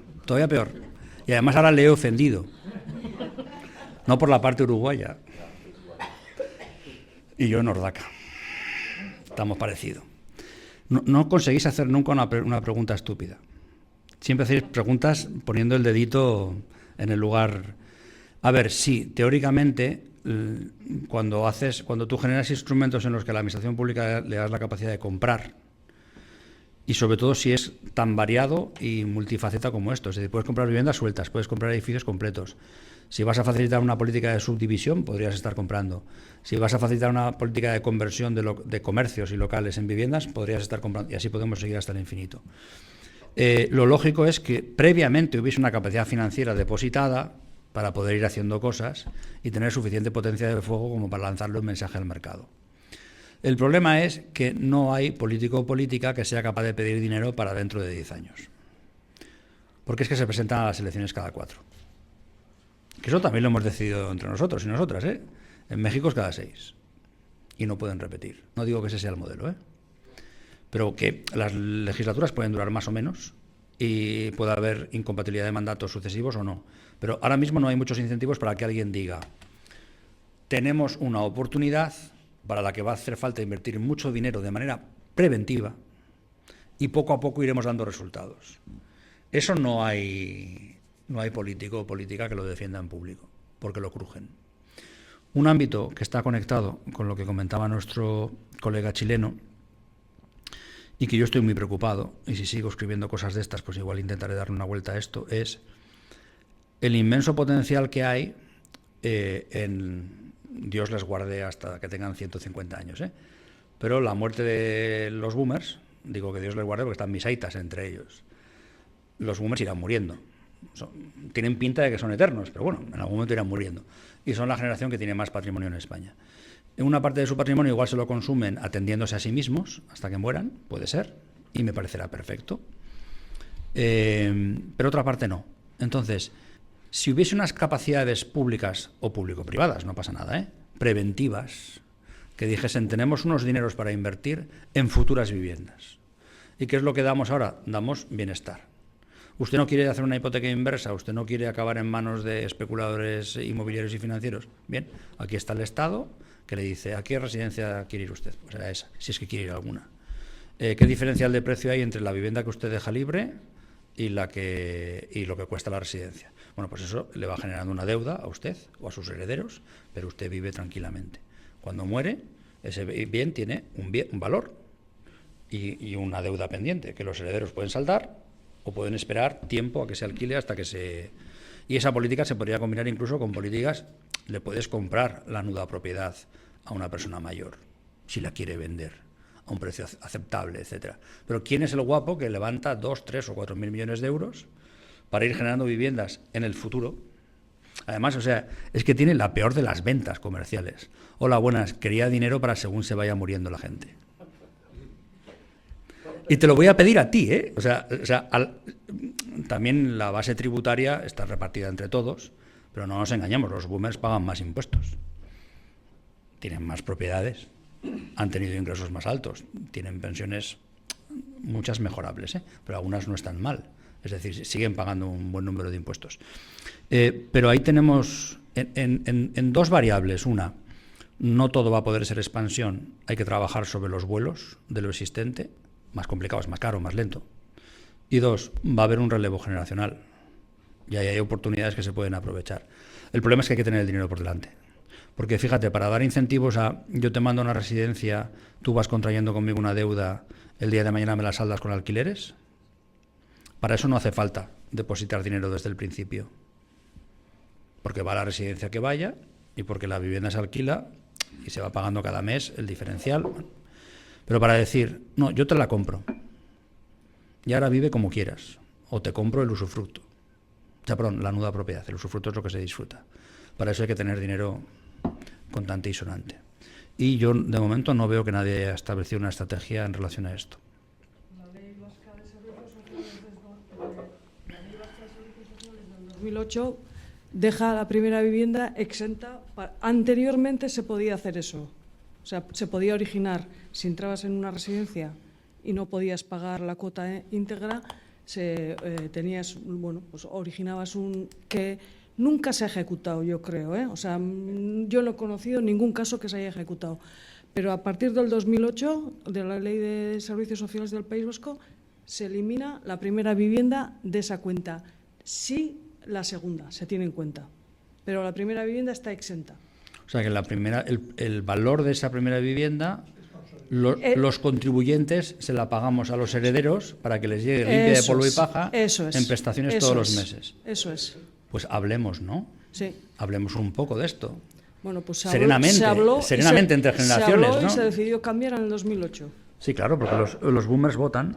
Sabéis que el porcentaje de participación en el proceso político va bajando según vamos bajando en las generaciones. Los boomers votan y los X somos los siguientes y así sucesivamente. Bueno, ahí tenemos un problema, porque yo no lo tengo estudiado y si tengo algún día tiempo me gustaría dedicarle algo de esfuerzo. Pero eso, que la mayor parte de los boomers son propietarios, todos no, pero la mayor parte. La mayor parte tiene segunda residencia, un poco menos que propietarios. Y unos cuantos son rentistas, y hay algunos que son especuladores también. ¿Son los únicos especuladores? No. Pero bueno, o sea, tenemos un número de bienes inmuebles concentrados en unas edades tales que hay que hablar, ¿no? Porque si no, lo que se va a producir, y encima, bueno, con protección por parte de los contribuyentes, es un proceso asimétrico de traslado de riqueza. Porque la herencia no es simétrica, no heredamos todos lo mismo, ni parecido. Entonces se acentuarán las desigualdades. Y esto que dice Jesús Leal es un sociólogo madrileño especializado en estos temas, que en los 70s, 80s, 90s, etcétera, la herencia que le dejaban los padres a los hijos era una preparación profesional y académica, y que eso entendía que te servía para cambiar, para valerte en la vida, o incluso cambiar de clase social porque había ascensor social, que ahora ese vector es cuántas viviendas te van a dejar. Hay un dato que salió una vez, lo he comentado antes. Un año se atrevió alguien a preguntar a los vascos cómo habían conseguido su vivienda. El censo del 91. ¿Sabes qué respuesta dieron los donostiarras?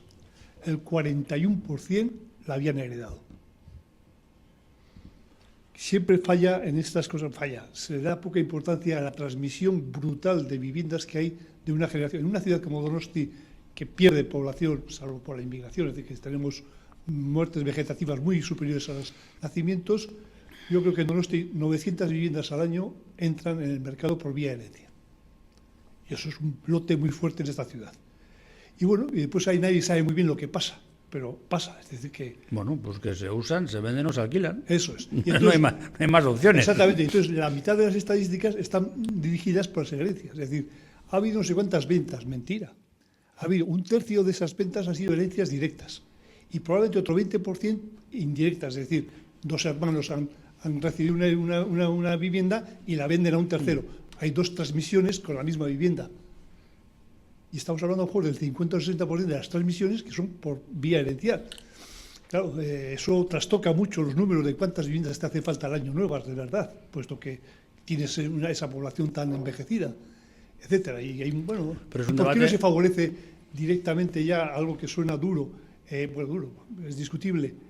Pues acelera la transmisión, permite al padre pasarle al nieto, al abuelo pasarle al nieto la vivienda en vida, no esperes a que se muera y resulta que el hijo ya tiene para entonces 60 años y el nieto tiene 35 y para entonces ya está jodido, ¿no? Me refiero desde el punto de vista vital, bueno, pásaselo antes, porque después en la herencia no vas a cobrar impuestos, pues pásaselos en vida y por lo menos el chaval a lo mejor empieza su vida con un empuje, ¿no? En fin, no sé, este tema de la herencia y la cantidad de inmuebles que hay transmitiéndose es un dato que habría que meterlo por algún lado en esos cuadros.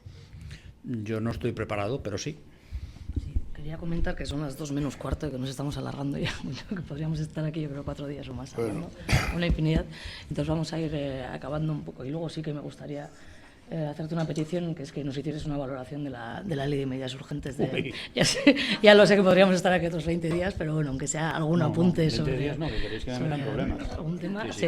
Oye, no sé lo que has dicho.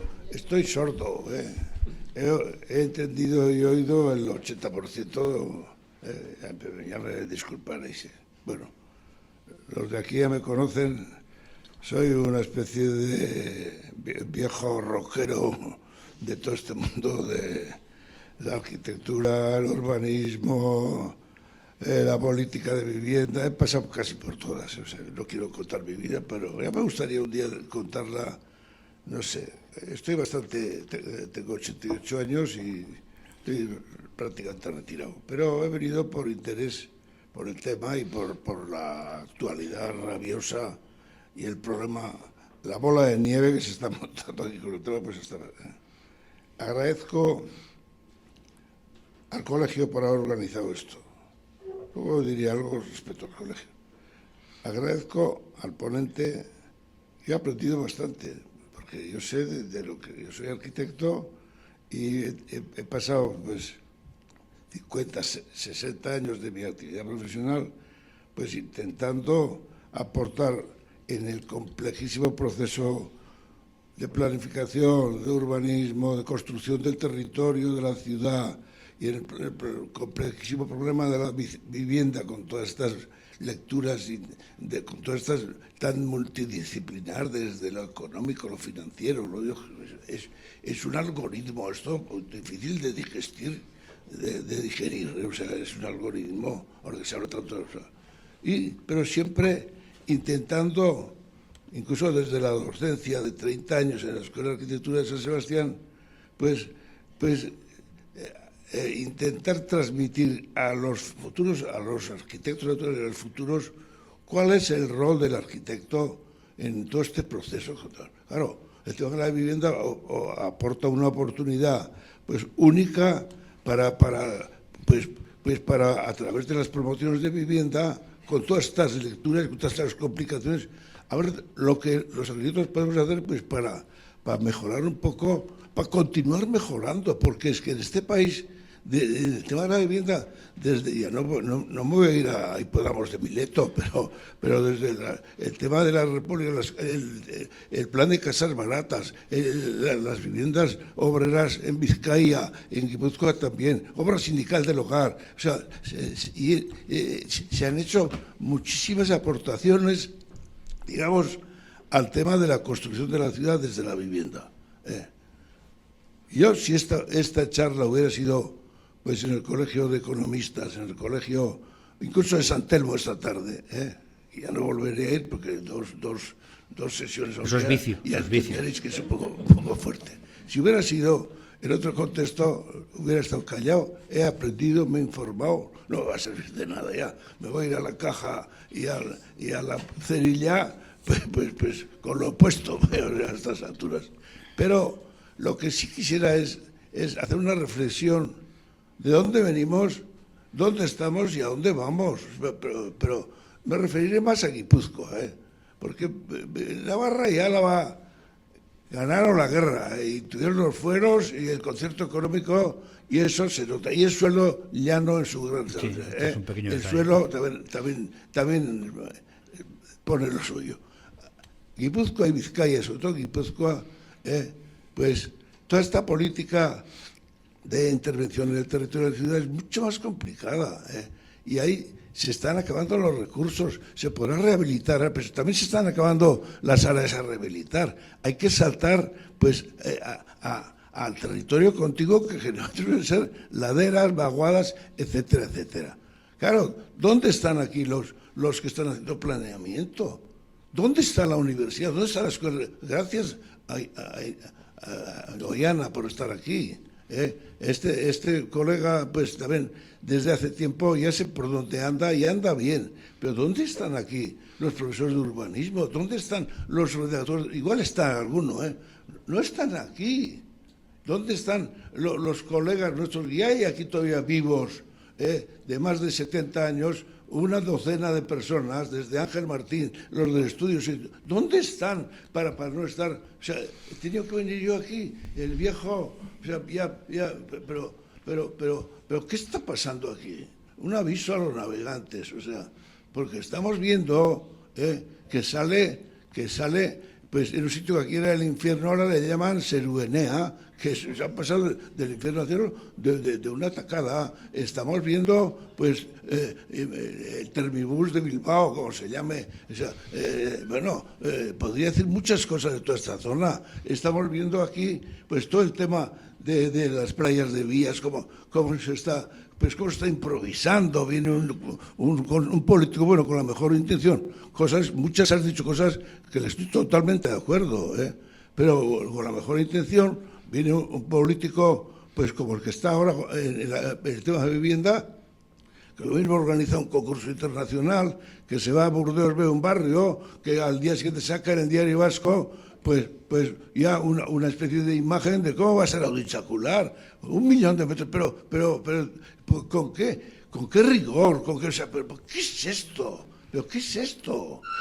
En la escuela que se está investigando desde el área de investigación de la escuela, pues hay un grupo que está investigando, pero emitiendo moneda, o sea, con muchísimo dinero. Y todas las... ahí está en Internet todo. La lista de los proyectos de investigación son la sostenibilidad, la eficiencia, todo en inglés, todas las definiciones en inglés. No, en inglés, efficiency, no sé qué, y luego 25 páginas. Pero igual hay 100 proyectos de investigación. Y allí no hay nada de lo que es el rol del territorio, la arquitectura. Yo fui catedrático de urbanismo, y nuestros trabajos de investigación fueron, pues, cómo construir las laderas, fueron, pues la explosión de la ciudad, fueron temas, o sea, la historia de los ensanches, o sea, yo qué sé, ¿y dónde estamos? Termino, pero ¿dónde está? ¿Qué está pasando en Zorrozaurre? ¿Pero qué está pasando en Zorrozaurre? Y yo saqué el tercer premio. No, ya no voy a... Mi incienso no me sirve para nada, pero lo digo aquí, porque estoy de mala hostia, vaya, de verdad, no tendría que estar a mis edades. En Zorrozaurre, en el concurso de ideas de la Thyssen, saqué un tercer premio, conjuntamente con Follahondo. Y bueno, pero es que, ¿qué está pasando? Ya están saliendo los gusanos de la Zaha Hadid. ¿Quién les mandaba a Zaha Hadid entrar a hacer pues un planteamiento de la dimensión urbana, territorial, metropolitana de Bilbao? ¿Quién le llamó a Zaha Hadid? Creo que el alcalde. O sea, es un desastre. Entonces, termino. Que continúe esto, enhorabuena y gracias, qué recasco, pero que continúe esto, pero ya, o sea, con respecto a todas las otras disciplinas, a ver si desde los arquitectos empezáis o empezamos. Yo ya colaboraré en lo que pueda, en situarnos en este contexto, en este tinglao. Marcato. No, se puede entender el cabreo, has dicho cabreo. A ver, una de las cosas más bonitas del libro es que me están invitando, vosotras sabréis, pero me están invitando de un montón de colegios y de escuelas de arquitectura y de muchos lugares de España. Eso quiere decir que hay un interés por parte de la profesión, o sea, aceptan que un gentil, un no arquitecto, vaya a sus sitios y les explique sus cosas y que haya un diálogo entre disciplinas. Eso está bien. Yo creo que hay una no es simétrico, no en todos los lugares hay la misma, pero hay un cierto interés para ver si mezclamos pues la arquitectura con el derecho, con la economía, con la sociología, con la geografía, con la biología. Bueno, no es fácil, pero yo creo que hay una necesidad de colaboración que los colegios y las escuelas de arquitectura no están siendo los últimos, están siendo de los que están empujando. Y después, respecto a qué estamos haciendo aquí, pues seguramente muchas cosas mal. Seguro, seguro. Pero uno pasea por España y ve que hay al menos dos tipologías de cosas que aquí es muy raro que se den. Algo habrá, pero es raro. ¿Qué es?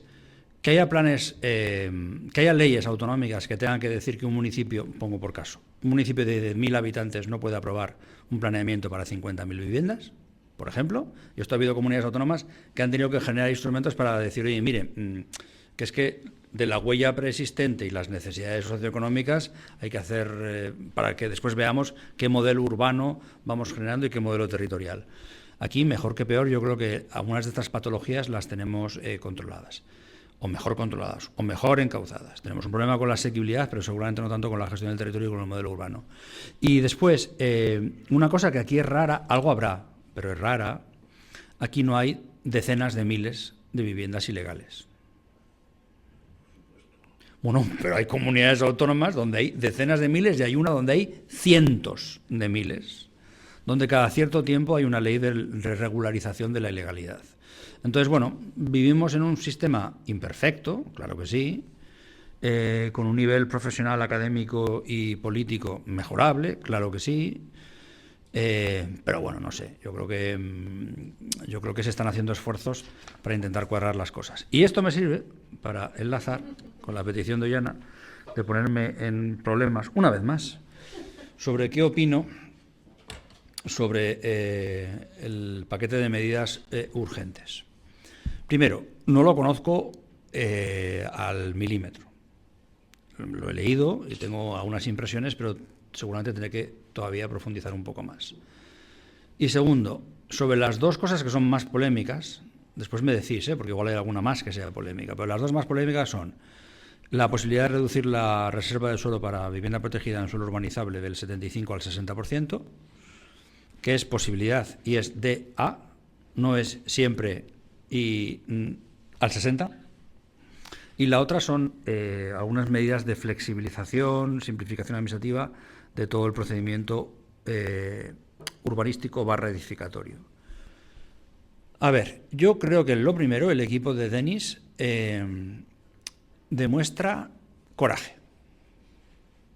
Se pueden equivocar, pero por lo menos están jugando las cartas. Porque ¿qué es lo que dicen? Lo ponía antes en una de las diapositivas. Hay suelo para 80 o 90.000 viviendas pendientes. De esas, ya clasificado, de esas, pues un poquito menos de la mitad serán viviendas protegidas. Y el 100% de cero es cero. Si no se hacen, no hay viviendas. Tú tienes la parte urbanística hecha, pero no salen los números. Por cierto, y esto yo, como no lo vamos a comentar con nadie, ¿verdad? En Navarra me meto a veces también en problemas, porque cuando hacen números los promotores privados y hacemos números los promotores públicos, nuestros números no son iguales. Yo no pago por el suelo y no tengo que tener beneficio industrial propio del mercado. Sí tengo que tener un cierto beneficio para que la empresa esté cuadrada y no la mandemos al carajo, Pero los privados pagan por el suelo y los privados tienen que tener un beneficio propio de mercado. No son las mismas condiciones. Pero cuando hacemos estudios de viabilidad y nosotros a nuestro propio sector público también le decimos, a mí no me salen las cuentas y me está regalando el suelo y tengo recursos públicos para poder aplicarlos aquí, solo una parte, porque solo recibimos dinero público en parte.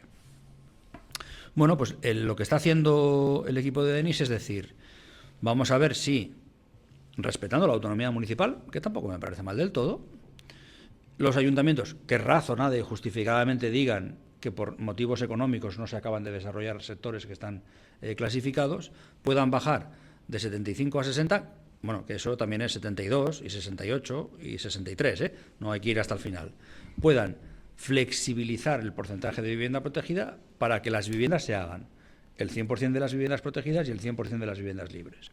Vale, es una medida de riesgo y yo les agradezco el ardor competitivo, porque lo que vamos a ver es si esos sectores que están ahora parados se hacen o no.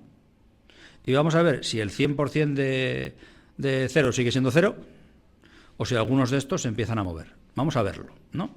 Yo no tengo hipótesis, no sé lo que va a ocurrir, También hay otra cosa que me preocupa, que es nosotros con reservas de suelo del 75% en urbanizable y 40% en urbano no consolidado, que es más dura la segunda reserva que la primera, dicho sea de paso, porque nosotros siempre tenemos los suelos contaminados, siempre hay que hacer un realojo industrial, bueno, ese tipo de cosas.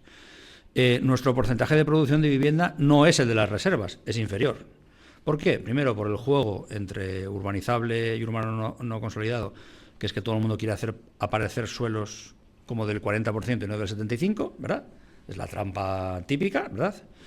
Y la otra es pues porque también hay un decalaje entre que se planifica, se hace de manera irregular en el territorio, en algunos sitios van a máximos, en otros incluso superan los mínimos de la ley. Bueno, es una operación de riesgo. Yo deseo que salga bien. Yo a mi país no le deseo nada malo. Claro que sí, teniendo en cuenta que, ayudaría que montas esto.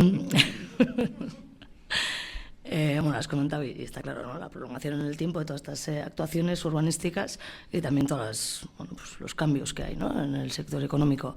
¿Ayudaría el que todos los números de ese estudio financiero, cuando se hace una intervención urbanística, tuviese un seguimiento en el tiempo y se fuese amoldando, fuesen públicos para empezar todos esos números, que creo que en alguna comunidad, creo que es en Barcelona o en Cataluña, quiero decir, ya se hace, que es la de publicar qué gana un promotor, cuánto ha costado el suelo, en qué precio está vendiendo, o sea, que todos esos números estén claros y hacer un seguimiento en todo ese proceso para poder ir de alguna manera, tanto si el promotor va perdiendo como si va ganando, poder regular eso de alguna manera, ¿no?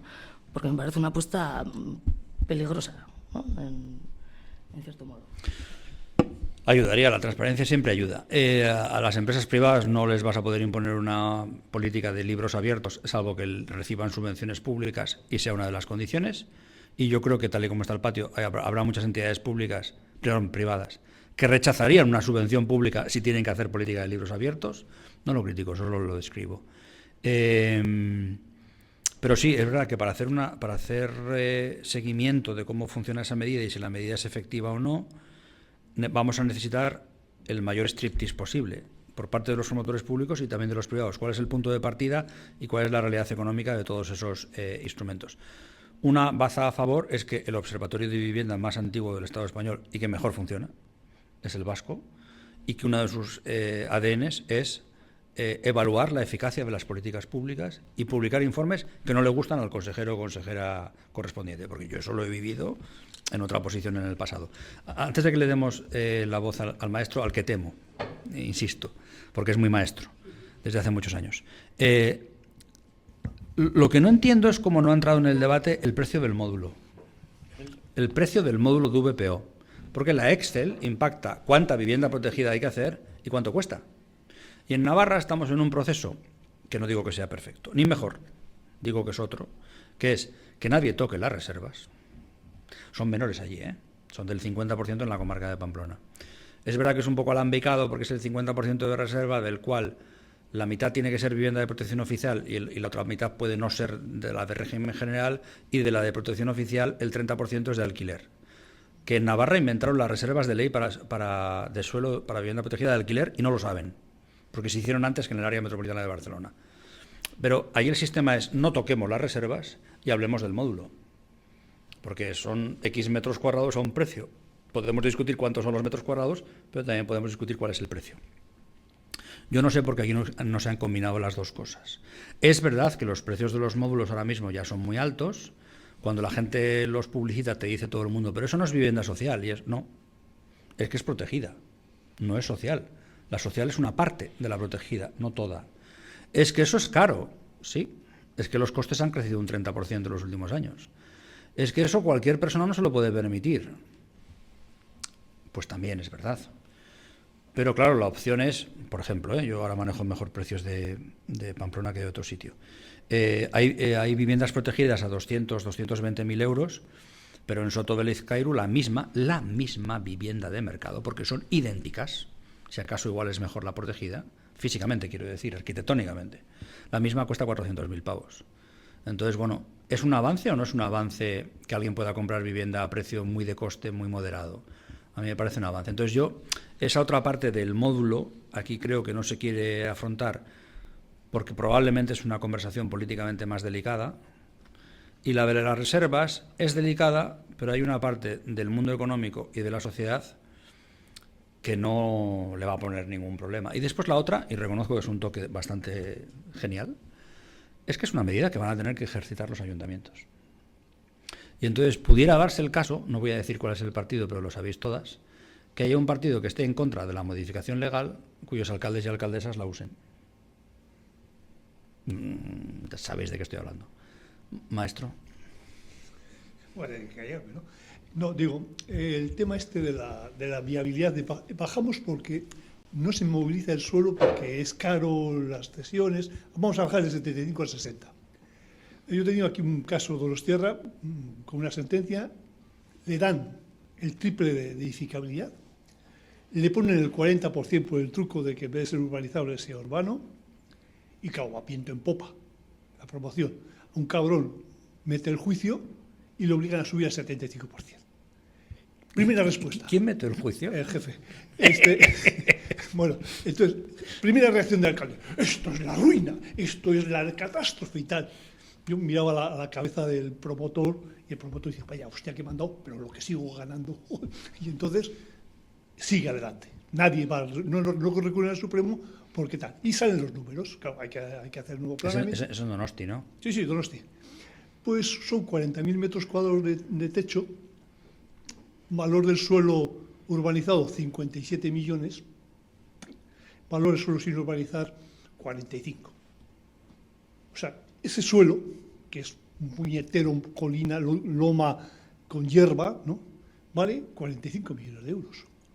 Y dicen que no hay problemas de rentabilidad. Hubiera sido mejor con un 60% que con un 75%. Hombre, y con 40, mejor todavía.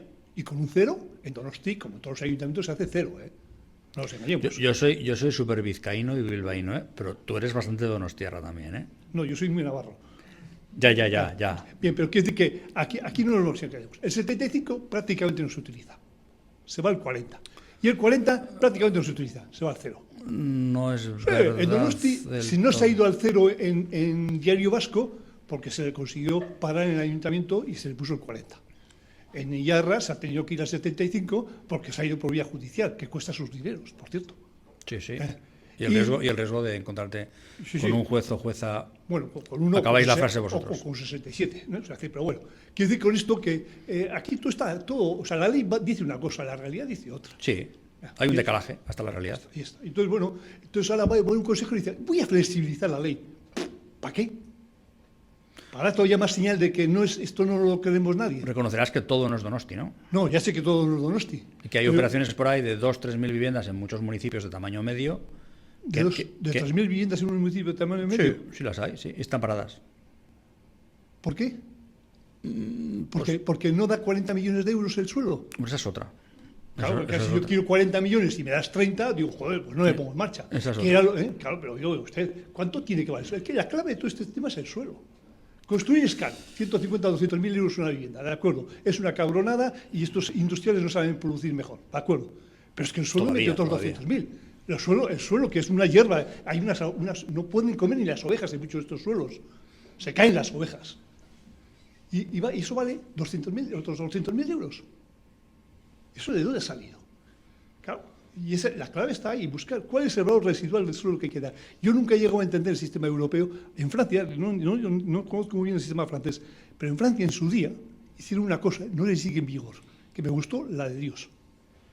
Aquí se regala aquí esto es una lotería. Si eres concejal de urbanismo, vamos, tienes amigos en todos los lugares. Porque si pintas la raya en su parcela, de repente multiplica por 100 el precio. La raya la pinta el pleno. Sí, bueno, pero la pinta el concejal. También para decir todo, ¿eh? La pinta el pleno. Salvo que le vaya otro a decir, píntame a mí, no se entera ni dónde va. O sea, vas allí. Claro, en vez de regalarle a él, en Francia le regalaron en su momento a todos los agricultores franceses. No está mal pensado.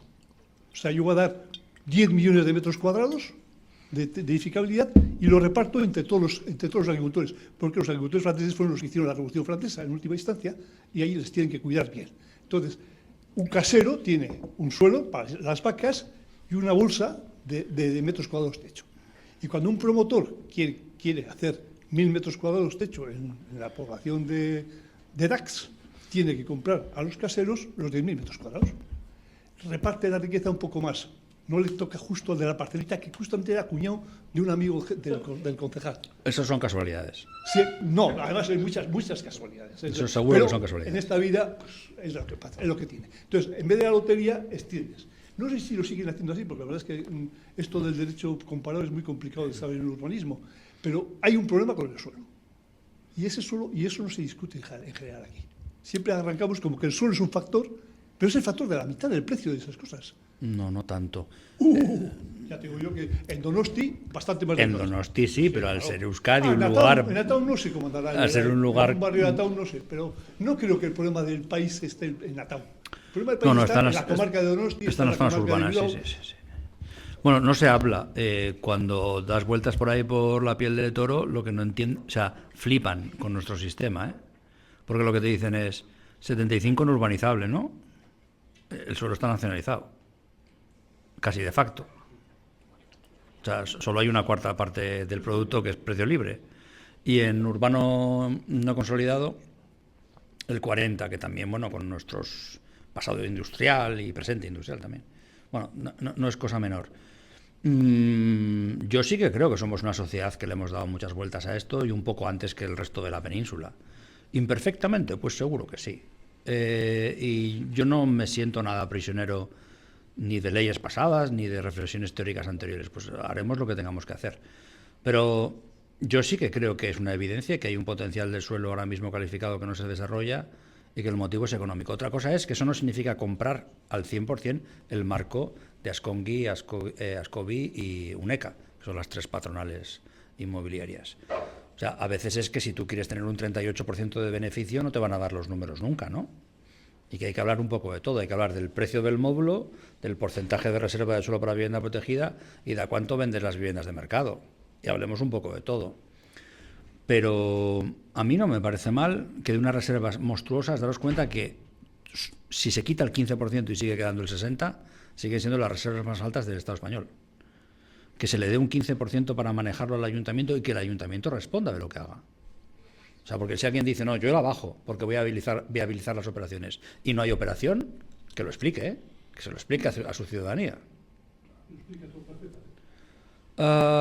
Mira. Esta ciudad tiene el plan 66% VPO, 33% libre. Esta ciudad es y muy la realidad particular. es 66% libre, 33% VPO, por VPO, protegida, vamos a decir así. Ningún problema, no hay necesidad de dar ninguna explicación. Y si lo explicas, como que llueve. Tenemos sirimiri, tormentas, ahora se llaman criogénesis, ¿no? Tenéis un alcalde muy joven ahora, ¿no? Oye, a mí me gustaría acabar con el único objetivo de no salir de aquí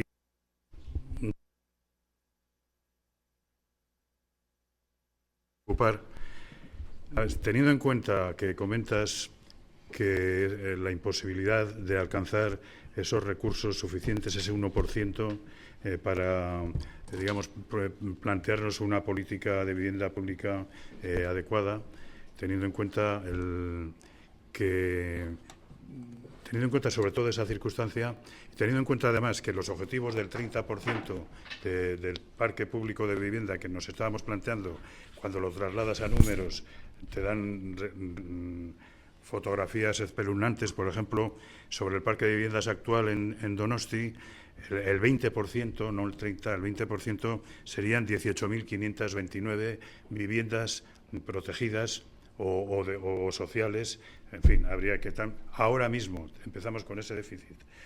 Según va pasando el tiempo, ese déficit se va incrementando porque crecerá más la demanda que según parece lo que se vaya a poder hacer.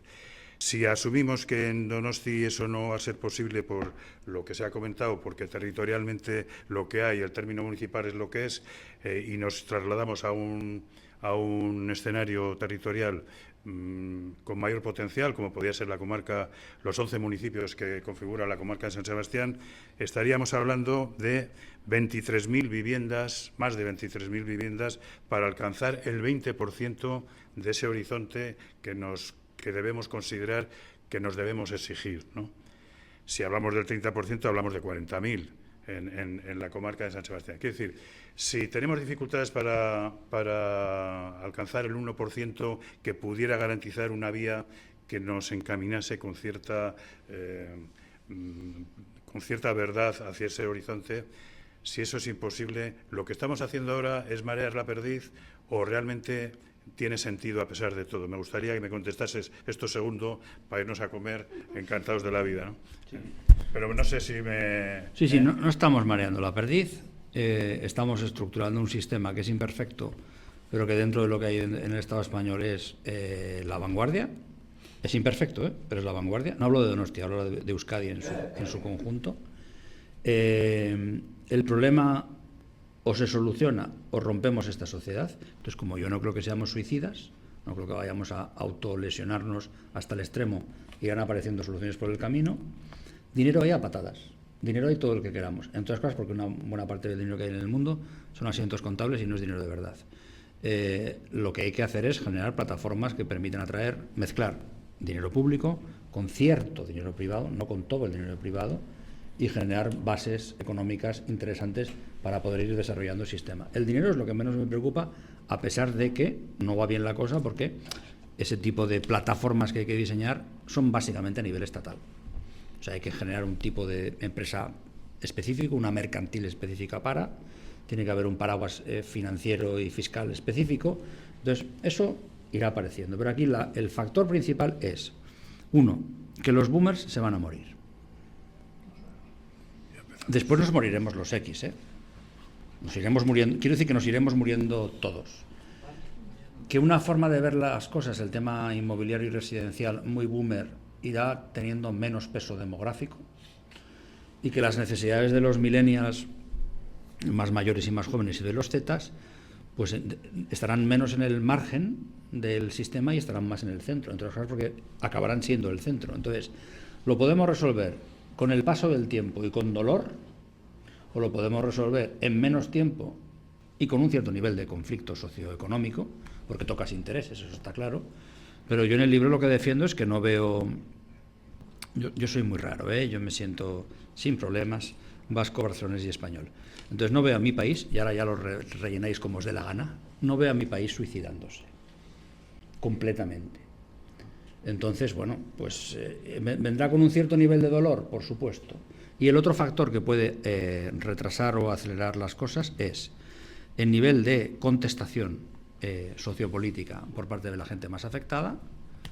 O sea, si vemos más o menos sindicalismo de inquilinos, más o menos sindicalismo de clase que se preocupa por este problema, si vemos más o menos debate social, y el otro es que empiezan a aparecer informes técnicos de la patronal explicando que no pueden hacer inversiones o tienen dificultad para tener empleados y retener talento porque hay un problema de vivienda y que a pesar de que ideológicamente no les apetece, están diciendo que están disponibles para empezar a ejecutar soluciones porque puede ser un cuello de botella para el propio sistema productivo. Entonces, no nos vayamos a comer de mal rollo, menos a comer en Donosti, que es un sitio donde no se come mal del todo.